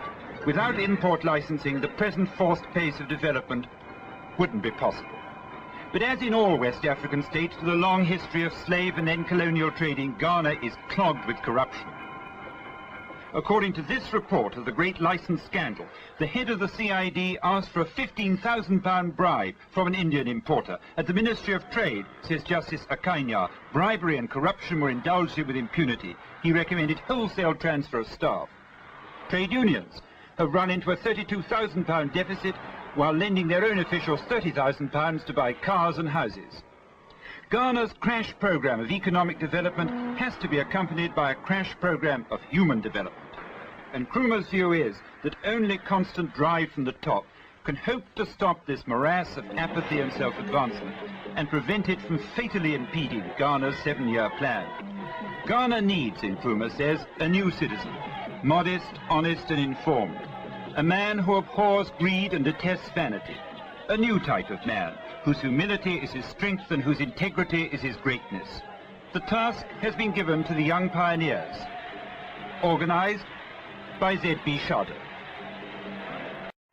Socialism but in a mixed economy. No compulsory nationalization in Ghana, but enterprises bought and started by the state, like this one managed by Sir Patrick Fitzgerald. I was out here for years in the employment of the United Africa Company, and then brought back to head Ghana National Trading Corporation, and we have a great task to make it like other commercial concerns, and we have already had a very good start. I notice you've made a profit this last year. Is that typical of the socialist concerns here or exceptional? It is rather exceptional. I think, in fact, we are the first corporation to donate anything to the 7-year development plan. Do you, in fact, practice business very much in the same way that it used to, or are there altogether new techniques? No, that's very much the same as trading has been conducted over the last 40 years here. We distribute goods through about 190 retail outlets all over the country, and we also have what we call here a credit customer organization, which means that we have about 6,000 nearly all Ghanaian women who are traders, who we give goods to on credit. They go and sell them and they bring us the money. These are the market mammies, are they? These indeed are the market women. These private enterprise market mammies are retailers for the state wholesaler and importer. Many of them do £300 or £400 of business a month, although only semi-literate. The most experienced can gross as much as £10,000. They've always been a political force. In Ghana, are women as important as men or less important? Oh! Ghana, are the women active than men? We women make active parties. Everything. Special market women active. They make the men active. Yes, we make men active. If your husband sleeps, you make it up. Get up, let's go. Ghanaian small businessmen, says Nkrumah, will be encouraged, provided they accept upper limits. This goldsmith is an example. He's moulding the gold over charcoal. Ghana is one of the last great gold cultures. This was the occupation of Nkrumah's father. He sets real scarab beetles in gold earrings instead of the usual artificial ones. The wealth to finance Ghana's modernization so far has come almost exclusively from her private cocoa farmers. No changes in ownership are planned. State farms are being cleared out of the jungle to experiment in large-scale agriculture. Partnership between the Ghana government and foreign private enterprise is a major element in the 7-year development plan. This is the Volta Dam at Akosombo. Talked about for decades, Nkrumah personally deserves the credit for having got it moving at last as soon as he took office. It is the symbol and guarantee of the future he plans for Ghana. The project is ahead of schedule and 75% complete. Ghana herself has supplied half the finances. The rest come from Britain, America, and the World Bank. An American aluminium firm guaranteed in advance to buy a large block of electricity. The consulting engineers are American. The contractor, Italian. An artificial lake will open up communication and commerce with the north of Ghana. Reserves of cheap electricity should spur the industrial revolution for which the present 7-year plan is laying the foundations. Volta itself is a brilliant example of integrated planning. The dam construction is phased in with a brand new artificial harbour and industrial centre at Tema. Ghana has no natural harbours. This is how, until the last few years, everything had to be landed for Accra on skillfully paddled surfboats. Now commerce is handled at the new port of Tema, the future business capital linked to the political capital 17 miles away at Accra. The economic progress Ghana has made already on a broad front is inspiring. The sophistication of her advanced planning invites admiration. The fervour and dedication of her best leaders are infectious. Ghana seems to do what others talk about. But a few questions remain. First, have not the new ideologists gone rather far overboard with Marxism for a mixed economy? J.H. Mensah, Ghana's chief professional planner, has complained that classic Marxist texts are not much help to him. Secondly, can Ghana promote a continental economic union in time? Ghana's average income is now £80 a year, but Ghana cannot ever jack it up above £200, still well below European level, unless her future industries have continent-wide markets. And thirdly, do Ghanaians pay too high a price for their rate of economic progress in terms of liberal freedoms?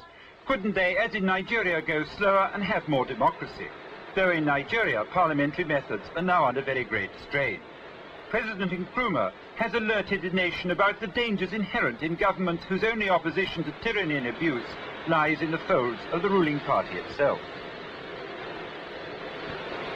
I do not suppose there is anything new in the world to be said about the inherent dangers of the authoritarian state and the cult of personality. But remember, there are many features of the Ghanaian sea which are special to Ghana and to Africa.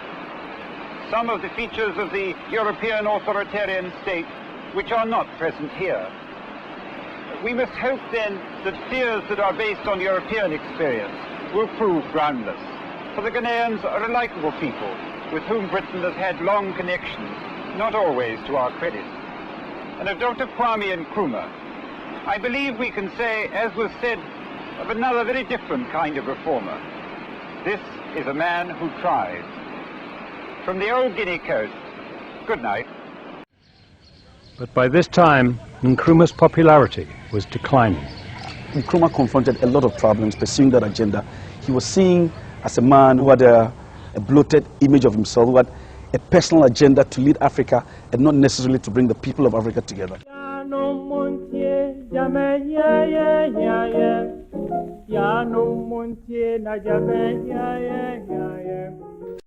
The world price of cocoa, which had been falling for 4 years, finally crashed.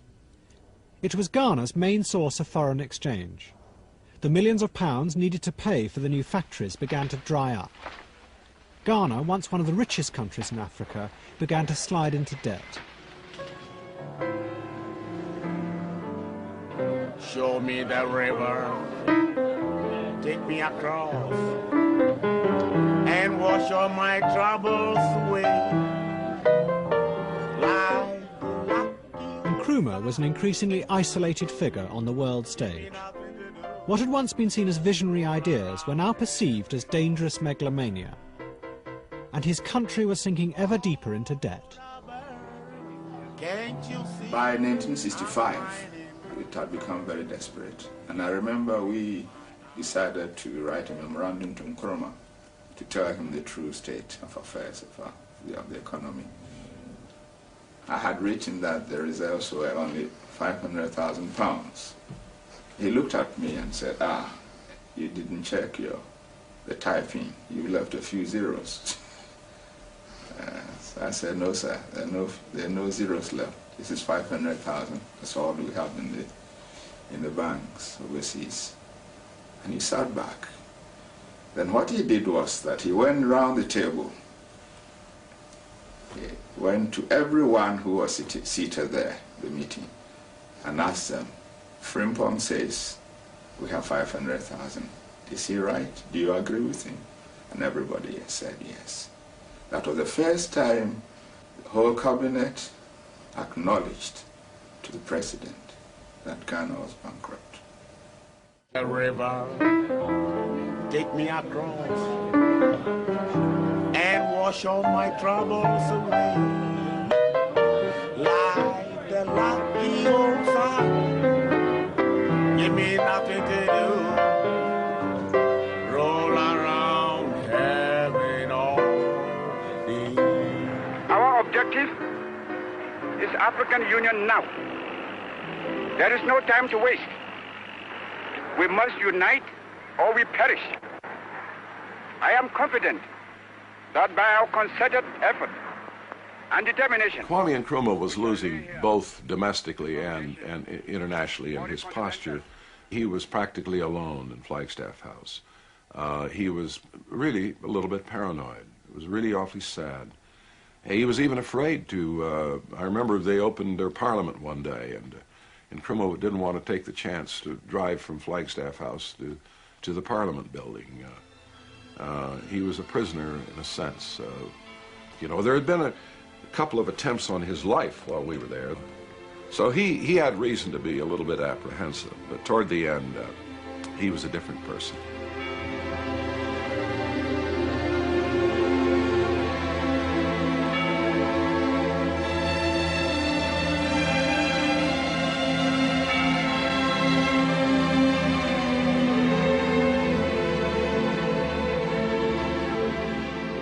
On the 22nd of January 1966, the dam was finally finished. Nkrumah organised a massive celebration. He invited the whole country to attend. The mood of the people at the celebration, the mood of the country was euphoric. There was this vast project which had come in, and they understood it will have a tremendous impact and effect on the country. I felt euphoric. I was quite enthusiastic. I thought a new dawn had come for Ghana. But all that was happening against the background of a country that already had no money, it had exchange controls, import controls. And so last Saturday, all was judged ready for a formal inauguration, with young pioneers, acolytes of the new Ghana, and chiefs, cheerfully meaningless relics of the old Ghana, but adding solemnity to the moment of national self-congratulation. And finally, Dr. Nkrumah himself, Asajifo the President, in vice-regal motorcar and sunny mood. This was his dam. He'd borrowed the money, approved the plans, all but built it. Problems were for another day. Budget day, in point of fact, in a fortnight's time, when Ghanaians will learn that they're drastically overspent. But not on the dam, on other, less easily justifiable projects. The dam will pay for itself by the sale of power. Ladies and gentlemen, we live in a world of contradictions. These contradictions, however, keep the world going. Let me explain what I mean. Ghana is a small but very dynamic independent African state. We are trying to reconstruct our economy and to build a new, free and equal society. To do this, we must attain control of our own economic and political destinies.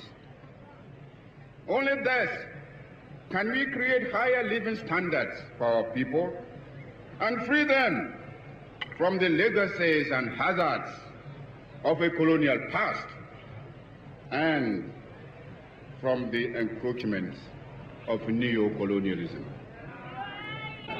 Neo-colonialism, meaning American investment in Africa. His audience knew it was a bad thing. Asajifo had just published a book attacking it. Odd, though, there was American investment in this dam. A further irony, it was that book which made it necessary for Mrs. Nkrumah to open the dam instead of Mrs. Kennedy, as Dr. Nkrumah had hoped. The American government were annoyed by the book and advised Mrs. Kennedy not to go. The fiction that she'd be there was maintained till the last moment, but in the end it was Mrs. Nkrumah who unveiled a plaque marked, "Unveiled by Mrs. Jacqueline Kennedy."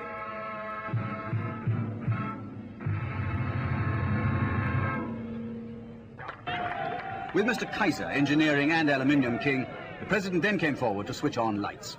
Mr. Kaiser had spoken, but hadn't explained the other major oddity of the Volta scheme, that the power is to be used to smelt processed bauxite into aluminium, and the processed bauxite is being imported, although Ghana runs over with raw bauxite.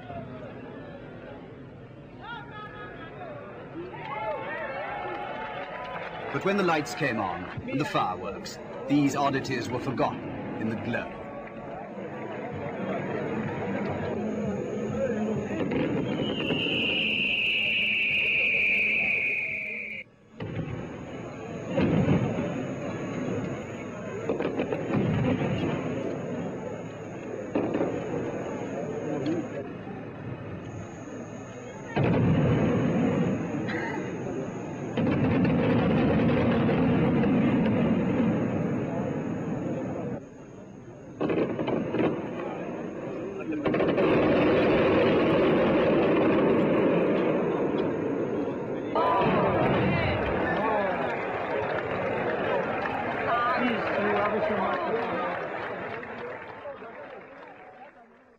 So it was just like a big emperor's new clothes. Nobody could say that Ghana was broke, but Ghana really was broke. President Eisenhower and President Kennedy were genuinely interested in this project because they saw behind the cold figures and the rigid calculations that the Volta River project was not only an economically viable project, but also an opportunity for the United States of America to make a purposeful capital investment in a developing country. You see before you, in all its majesty, strength and power, the Akonsobo Dam, which has tamed the turbulent waters of the Volta. A lot of us, myself particularly, did not take our seats at the official seating place and watch the ceremony from further uphill. Many reasons for that. One of them was that there was talk of a possible coup at the time. This is Ghana's Volta River project, a project that is to lead Ghana to a new, brighter, and a more prosperous future.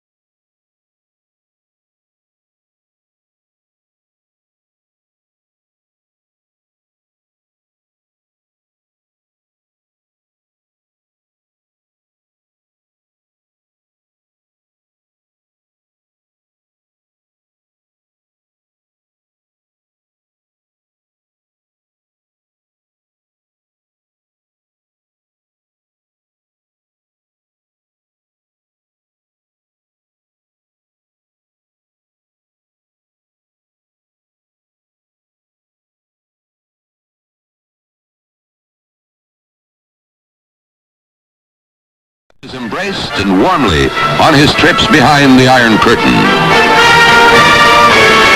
To the crowds that greet and cheer him, he is a friend and ally, but Nkrumah himself insists that Ghana is neutral and unaligned. On his trips to Russia and other communist bloc countries, the Prime Minister negotiates loans and trade agreements that will finance the increasing number of government-owned industries in Ghana. In barter agreements, Nkrumah exchanges shipments of cocoa for mechanical equipment his country does not need and consumer goods his people do not want. Ghana's economy suffers as her creditors grow. With the passing years, Nkrumah travels anywhere and everywhere searching for economic aid. In Peking, more than 90,000 people turn out to see and to hear Nkrumah lash out at the imperialist nations of the world.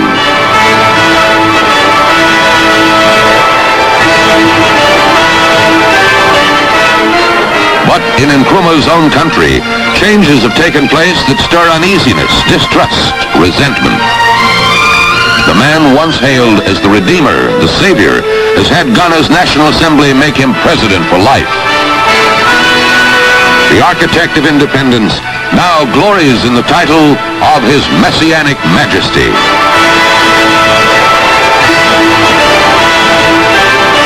And all the time Ghana grows poorer and poorer, asking more help, mortgaging more of her cocoa crop.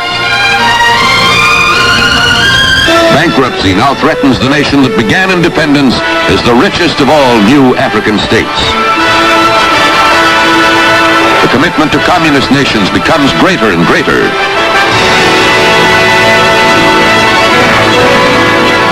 As he tours and travels, visiting capitals such as Belgrade and leaders such as Marshal Tito, the dreams of the Redeemer go beyond the borders of Ghana. He seeks support for a socialist Africa under one government, one leader, Kwame Nkrumah.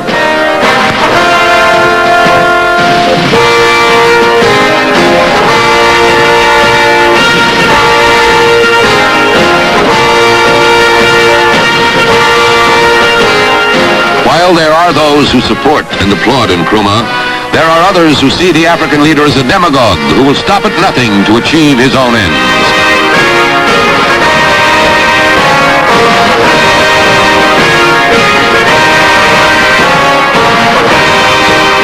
These ends will take him from continent to continent, country to country, city to city, on both sides of the Iron Curtain.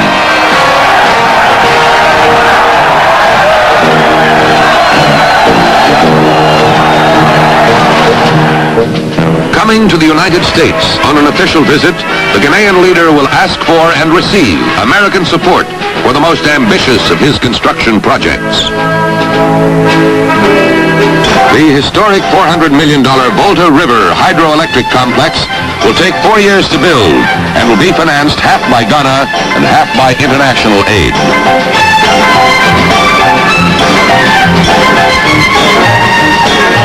The man-made miracle will form the world's largest lake and will irrigate 6,000 square miles of new farmland.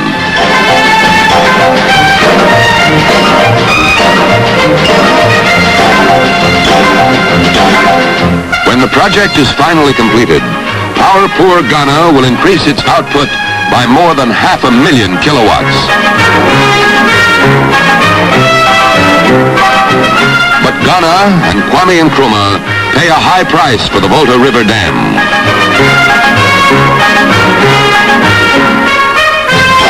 The nation, living on cocoa exports and barter deals, comes face to face with bankruptcy in 1965.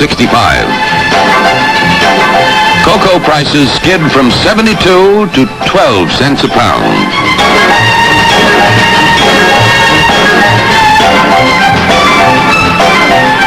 And nations once willing to extend loans and credit turned down Ghana's appeal for emergency aid.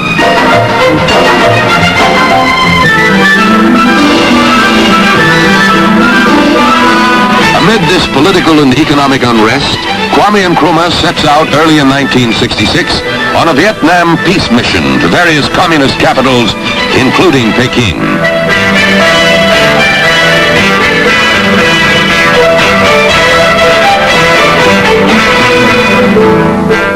Red China's chairman of state, Liu Shaoqi, is on hand to welcome Nkrumah, along with Premier Zhou Enlai.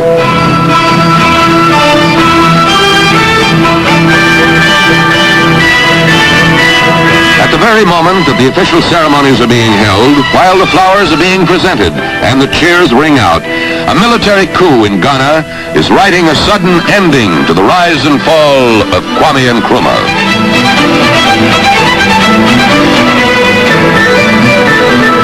The Redeemer, the Savior, is now the fallen idol. Newspaper headlines report the spectacular overthrow of Kwame Nkrumah, and jubilant crowds celebrate his downfall in the streets of Accra. The military coup in Ghana is the 7th successful revolt in Africa in 9 months.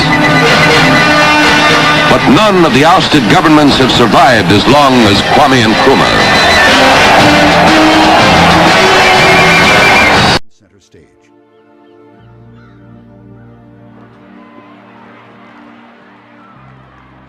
For Kwame Nkrumah, the man who had embodied the spirit of hope for black Africans everywhere, there was to be an undignified ending. From the 60s, my father was preaching very loudly on anti-imperialism and anti-neocolonialism. And this didn't go down well with the Western powers. And so one felt there was also considerable machinations from external forces to topple the government. In March 1966, while in China en route to Hanoi, Nkrumah was deposed by a military coup.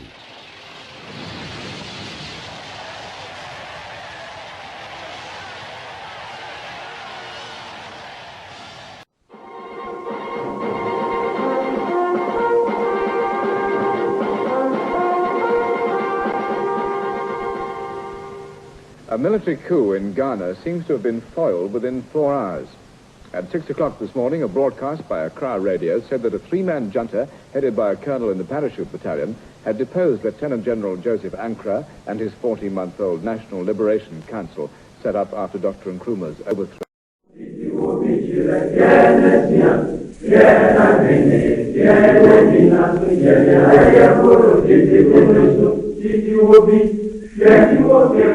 The military regime of Kotoka Ankara Afrifa that assumed economic management of Ghana from 1966 to 1969 did not, for whatever reasons, deviate much from the strategies they inherited. And he's still got one friend in President Nasser.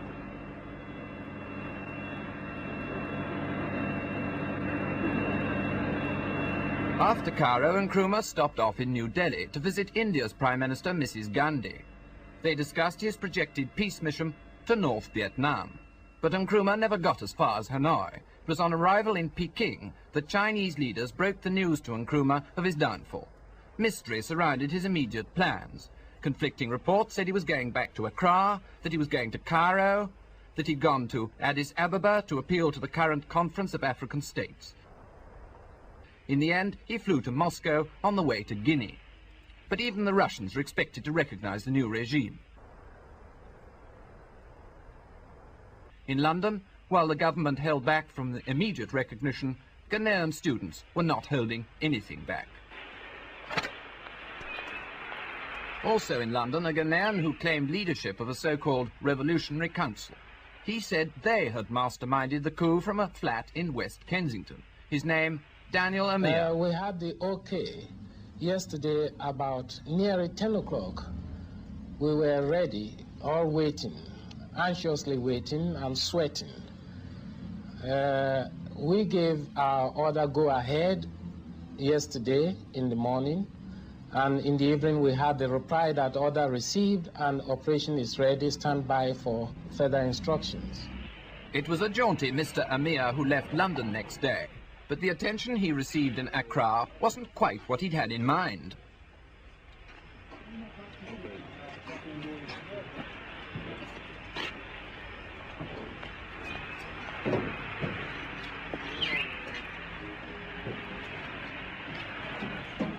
Whatever revolution was hatched in West Kensington, it seemed, had nothing to do with that dawn coup in Accra. Mr. Amir was branded by the real revolutionaries as a charlatan and a criminal, and he was taken off for a session of public penitence at the first news conference called by Ghana's new rulers. Their leader, General Arthur Ankara, father of 22 and former mission schoolteacher, a man who's never concealed his dislike of Nkrumah. Before dealing with Mr. Amir, he had more important business.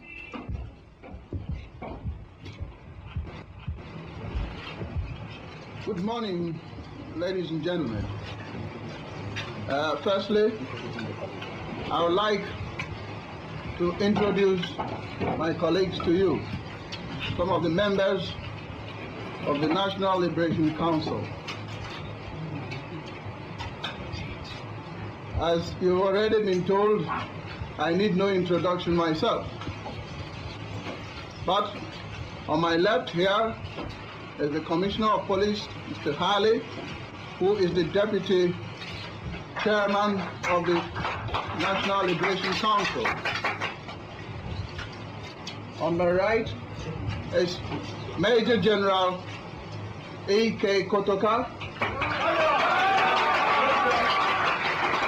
who is the second member or the first member of the National Liberation Council. We have called you here this morning for one specific reason, and that is you've heard the name of one Amuhia who has associated himself with this school and had published himself in the British papers and most of the papers that is the brain behind us. And we want to prove that we were not instigated by anybody, neither we want to refute any allegation that ACA or God knows what instigated us to carry out the school. This school was carried out completely because of the things that had happened in Ghana and because of the tyranny and the despotism of Kwame Nkrumah, the deposed president. Everybody in Ghana was fed up with it. And therefore you could see the spontaneous result which followed the coup. You would have seen when you were coming probably thinking that Ghana would have been put under curfew or all other things, but nothing was done. There was no brain behind it. It was work from us and from within, without the aid of anybody, any foreign country or any country.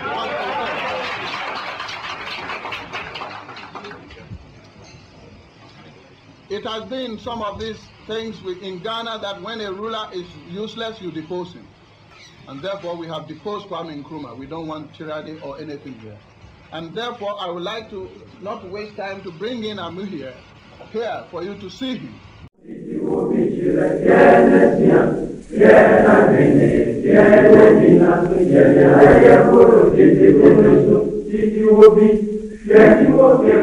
The military regime of Kotoka Ankara Afrifa that assumed economic management of Ghana from 1966 to 1969 did not, for whatever reasons, deviate much from the strategies they inherited. In 1966, Nkrumah was deposed by his own army. The same Ghanaians who had first worshipped him now turned on him. World cocoa prices had slumped, the state schemes had cost too much, foreign loans had stopped, and the country was bankrupt. The hopes his people had put in him lay shattered, only 10 years after independence.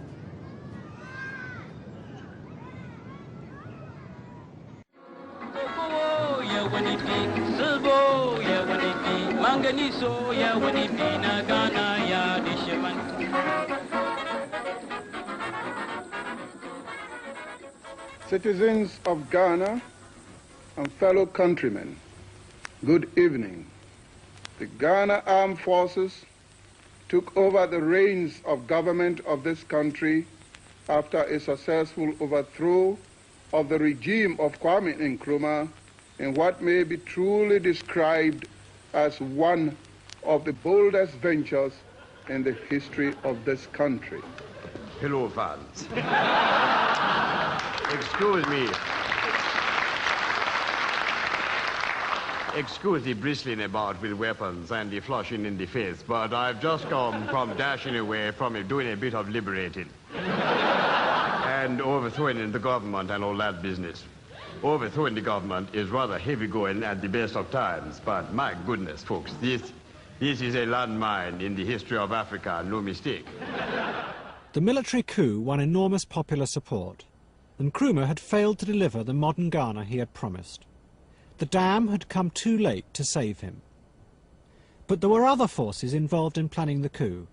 America, too, had finally lost patience with Nkrumah. Well, Howard Bain, who was the CIA station chief in Accra, engineered the overthrow of Kwame Nkrumah. Now, obviously, you can look at it different ways. A Ghanaian might say, I thought we did it. Inside the CIA, though, it was quite clear Howard Bain got a double promotion and the Intelligence Star for having overthrown Kwame Nkrumah in Ghana. The magic of it, what made it so exciting to the CIA, was that Howard Bain had had enough imagination and drive to run the operation without ever documenting what he was doing, and to sweep along his bosses in such a way they knew what he was doing, tacitly they approved, but there wasn't one shred of paper that he generated that would nail the CIA hierarchy as being responsible. Nkrumah fled to Guinea and never returned to Ghana. He died in 1972. In the 1950s, in the eyes of the West, his country had been a radiant model for what Africa was to become. But by the time he fell, that image had been replaced by a picture of a continent racked by military coups and corruption. In the late 60s, Western journalists travelled to Ghana to pick over the bones of his industrial experiment. Their contemptuous reports seemed to confirm to the West a new myth of Africa, a continent unable to handle the complex pressures of industrialization. Kwame Nkrumah, the communist messiah of Africa, came home in 1947 with the clothes he stood up in and a cardboard suitcase. He left 19 years later, a multimillionaire. He turned a £250 million credit at independence to a £600 million debt, and he left Accra studded with expensive white elephants, such as this massive saluting base here in Black Star Square.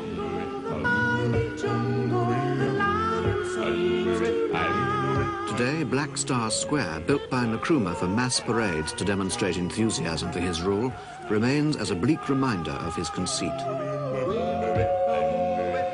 Overlooking the square was Job 600, built by Nkrumah specially for the OAU conference in 1965. It's never been used since. This luxury block was to house the Pan-African Congress. They never came. There was the Accra-Tema motorway. Cost £6 million to duplicate a fast good road already in existence. They say the Russians actually managed to sell snowplows to this state in equatorial Africa. For Ghana, the years following Nkrumah's fall were ones of economic failure. The dam worked well, but the industrial world that was to have sprung up around it failed to materialize. Those Ghanaians who had been moved to make way for the dam found themselves stranded in the wreckage of Nkrumah's dream. I become quite disgusted because we are directly about 3 miles from the Volta Dam, but we don't have power, no electricity, no water. So my feeling is that when we have these things, we can do so much to help the nation.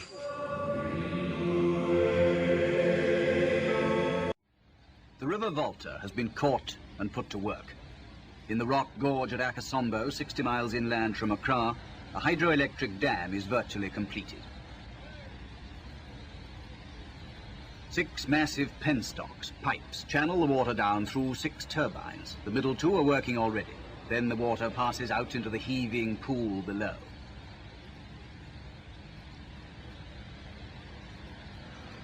The 6 turbines drive 6 generators, and these produce electric power which they send humming to the switchyard a quarter of a mile away on the same right bank. At full load, any one of the generators can produce twice the electricity now consumed in the whole of Ghana. But the electricity is sent away down to the coast, where the Ghana government, busily exchanging old problems for new, are importing industries to use it, aluminium first. The Volta River project is the realization of an old dream. A man who has charted most of its progress is Mr. James Moxon, a former British colonial servant who's now not merely a Ghanaian, but a card-carrying Ghanaian chief, a figure of prestige, if not power, with stick and robe and stool of office to match. When did the paperwork on this particular project begin? Well, in fact, I was district commissioner of the Volta River district when the idea was first being explored.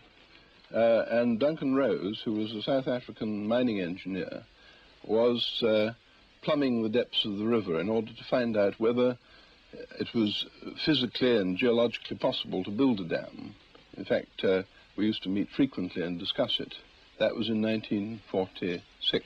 And that was the beginning of the idea of the dam? No, the idea, in fact, came about 30 years before that, in 1915, when Sir Albert Kitson, who was the first Director of Geological Surveys in the Gold Coast, first of all discovered bauxite, and then the following year found, quite by chance, on a canoe trip down the river, the very site at Akosombo where the dam has now been built. Upstream from Akosombo, the problems of the area Mr. Moxon struggled with as district commissioner are now largely settled. It's all underwater.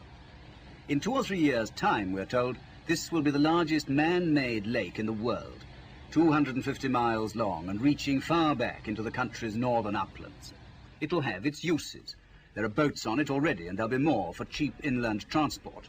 Passenger traffic, crops, ore from the hills. Fishing boats will multiply too. But there were villages here before. 65,000 people have already been moved, and there are more to go under the persuasions of resettlement officers. Well, this is Mr. Amuhia. He calls himself Amuhia or Amushia or ever. His name is never spelled correct either. And we would like him to tell you how he organized this coup and how he was the brain behind it. And who he knew on this. First and foremost, on the 24th morning, 8 o'clock news announced in London that Ghana has announced that jointly the army and the police have overthrown the regime of the tyrant, Kwame Nkrumah. Did you come to brainwash me, Kotoka, the police, or somebody and tell us how to conduct this? Or did you try to tell us where we should, how we should organize our army or the operations to be carried out? No, sir. This is exactly what I am coming to, sir. If I should be given the opportunity, I shall explain thoroughly as I am before you and before the world press. General Ankara can squash Amir, but will he make a national leader?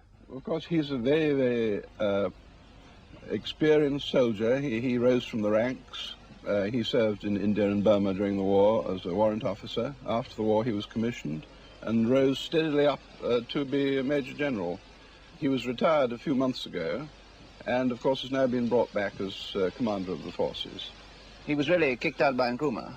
Yes, it was never announced in so many words. In fact, he took the initiative to resign, but he's always been a very popular figure, and he's certainly a remarkably fine general, and I think will be a very good leader. Do you expect him to stay in charge of Ghana, or do you think that I don't know at all. One doesn't know how long these military regimes have to last. Well, the new council have described it by saying that he seemed to act as though Ghana was his personal property, which perhaps amounts to the same sort of thing. But these sort of feelings tend to build up, and I think people appear to be ready for a change of government. And of course, in this type of government, the only way you can get a change of government is by overthrow. The overthrow of Nkrumah brought public jubilation in Accra, in sharp contrast to Ghana's near neighbor, Nigeria. When the army took over there in January, there was simply a stunned acceptance by the public. Nothing like this. Outside Fort Usher prison, the crowd are waiting for the release of more of Nkrumah's political prisoners. What did you have mainly against Kwame Nkrumah? Because he has taken our money away, over 195 million pounds away, and we are now broke. Oh, yeah, we are fed up with him. We are fed up. Yes. Yes. What is the lady waiting for? Well, is happy. Is happy. Answering the question I said before. He's very, very happy. Are you happy too? I'm very happy. Look, if my brother is in the jail yard now. I'm waiting for my brother. Yeah. Yes. How long has he been detained? About 3 years or 5 years. 5 years. 5 years. What was he detained for? For political reason. And I don't know what my brother has done. What he has done. He was detained because he was a political opponent of Nkrumah. Of Nkrumah, of course, yes.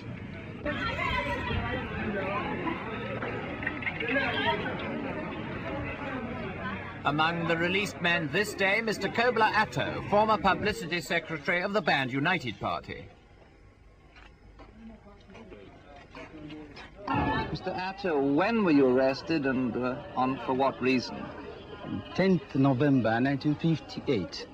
And the government declared reasons were that we were planning the forceful overthrow of the government.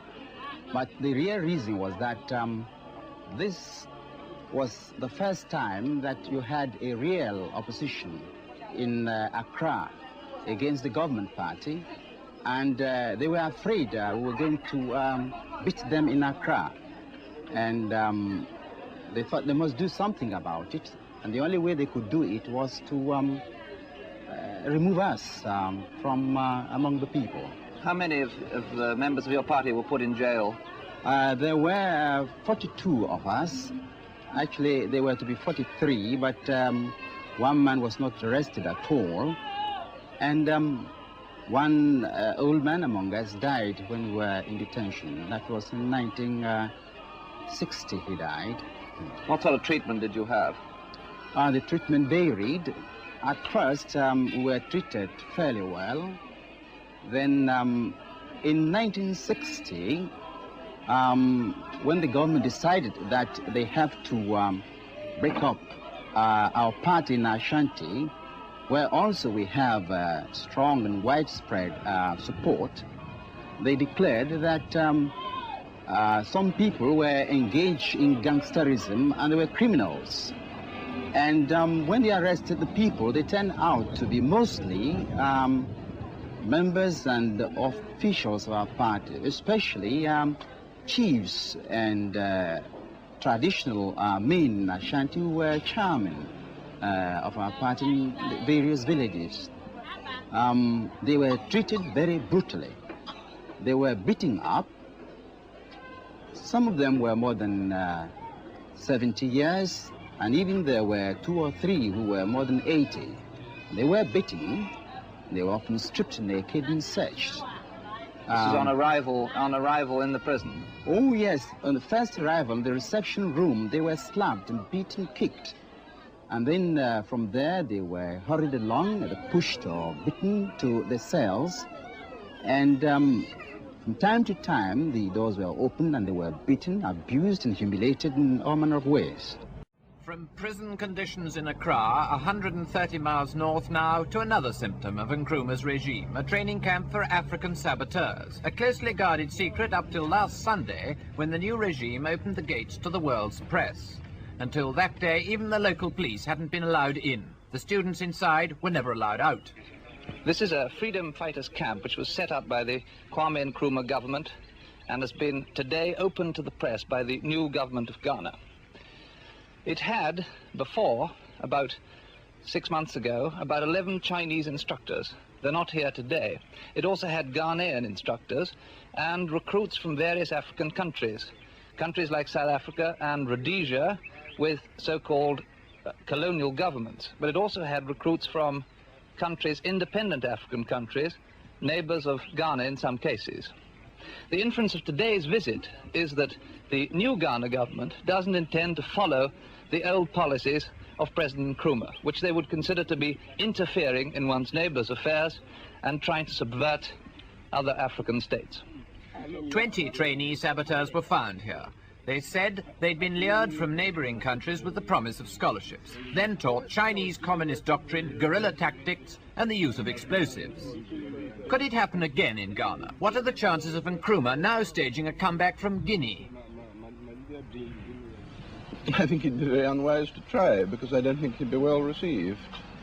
The public opinion has manifested itself very quickly in the last 2 or 3 days. As being against him?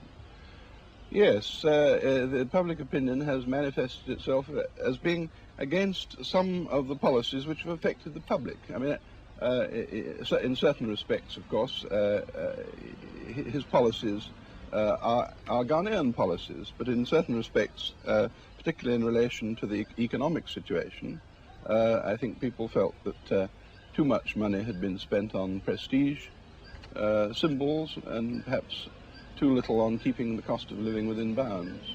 This is the sort of thing that worries the man in the street. Ghana's future may now depend on released United Party prisoners like Mr. Atto. There's no vacuum in nature, and the same in human affairs. So I shall certainly be in politics. As a matter of fact, people have been telling me and many of my friends that they expect us to do better than these people, and I don't think we're going to disappoint them. What sort of Ghana would you yourself work for now? I have been brought up in ideas of British democracy, and before I went to prison, the people I associated with were people who thought the same, and I'm sure that they still hold those views. If you ask me what sort of ism I believe in, I say I believe in kind of socialism like that of the British Labour Party, and that is the opinion, the views of the members of the UP, and I think that's what they like. They won't have anything to do with anything called communism. They hate it. In the prison, anybody was a UP member hated communism, and we won't have it at all. General, may I ask you a question? Yes. Sandy Gall, Independent Television News, London. When approximately do you expect free elections to be held in Ghana? Oh, that is too early to answer. As you know, within this week, general election can only be carried out after we've got the, as I said, we've got the Constitution. I mean, this Constitution, we don't want to have a dictatorship again, and therefore the Constitution will come out when everybody in the country has been given the privilege to bring about what he thinks must be embodied in the Constitution, and the Constitution has been referred to on a referendum and probably approved by the Council. General Ankara's first priority must be to rescue Ghana from bankruptcy. General, it's been said that this country is going to run out of money by April. What do you intend to do about that? Are you going to ask for aid from the United States? It's within the Economic Commission. Do you expect that you will ask for aid from the United States? We'll ask for aid from all countries so far. General, do you plan to reopen diplomatic relations with Britain? Why not? I may say why not, but we are members of the Commonwealth, and it depends on the OAU decisions, which we've sent members there now. What happens to former President Nkrumah if he comes back here? Oh, well, definitely we don't intend to share blood, and you'll realize that even his wife we save and send back. If he comes back here, we'll only have to try him for the actual things he has done. When Nkrumah came to power, Ghana had £200 million in the bank. Today, she has debts of $250 million. So Ghana needs sane rule fast. At present, like many other African states, she's under direct army control. But she's in no mood now for more dictatorship. Ghana's problem is to find a formula to edge back into democracy without falling into chaos.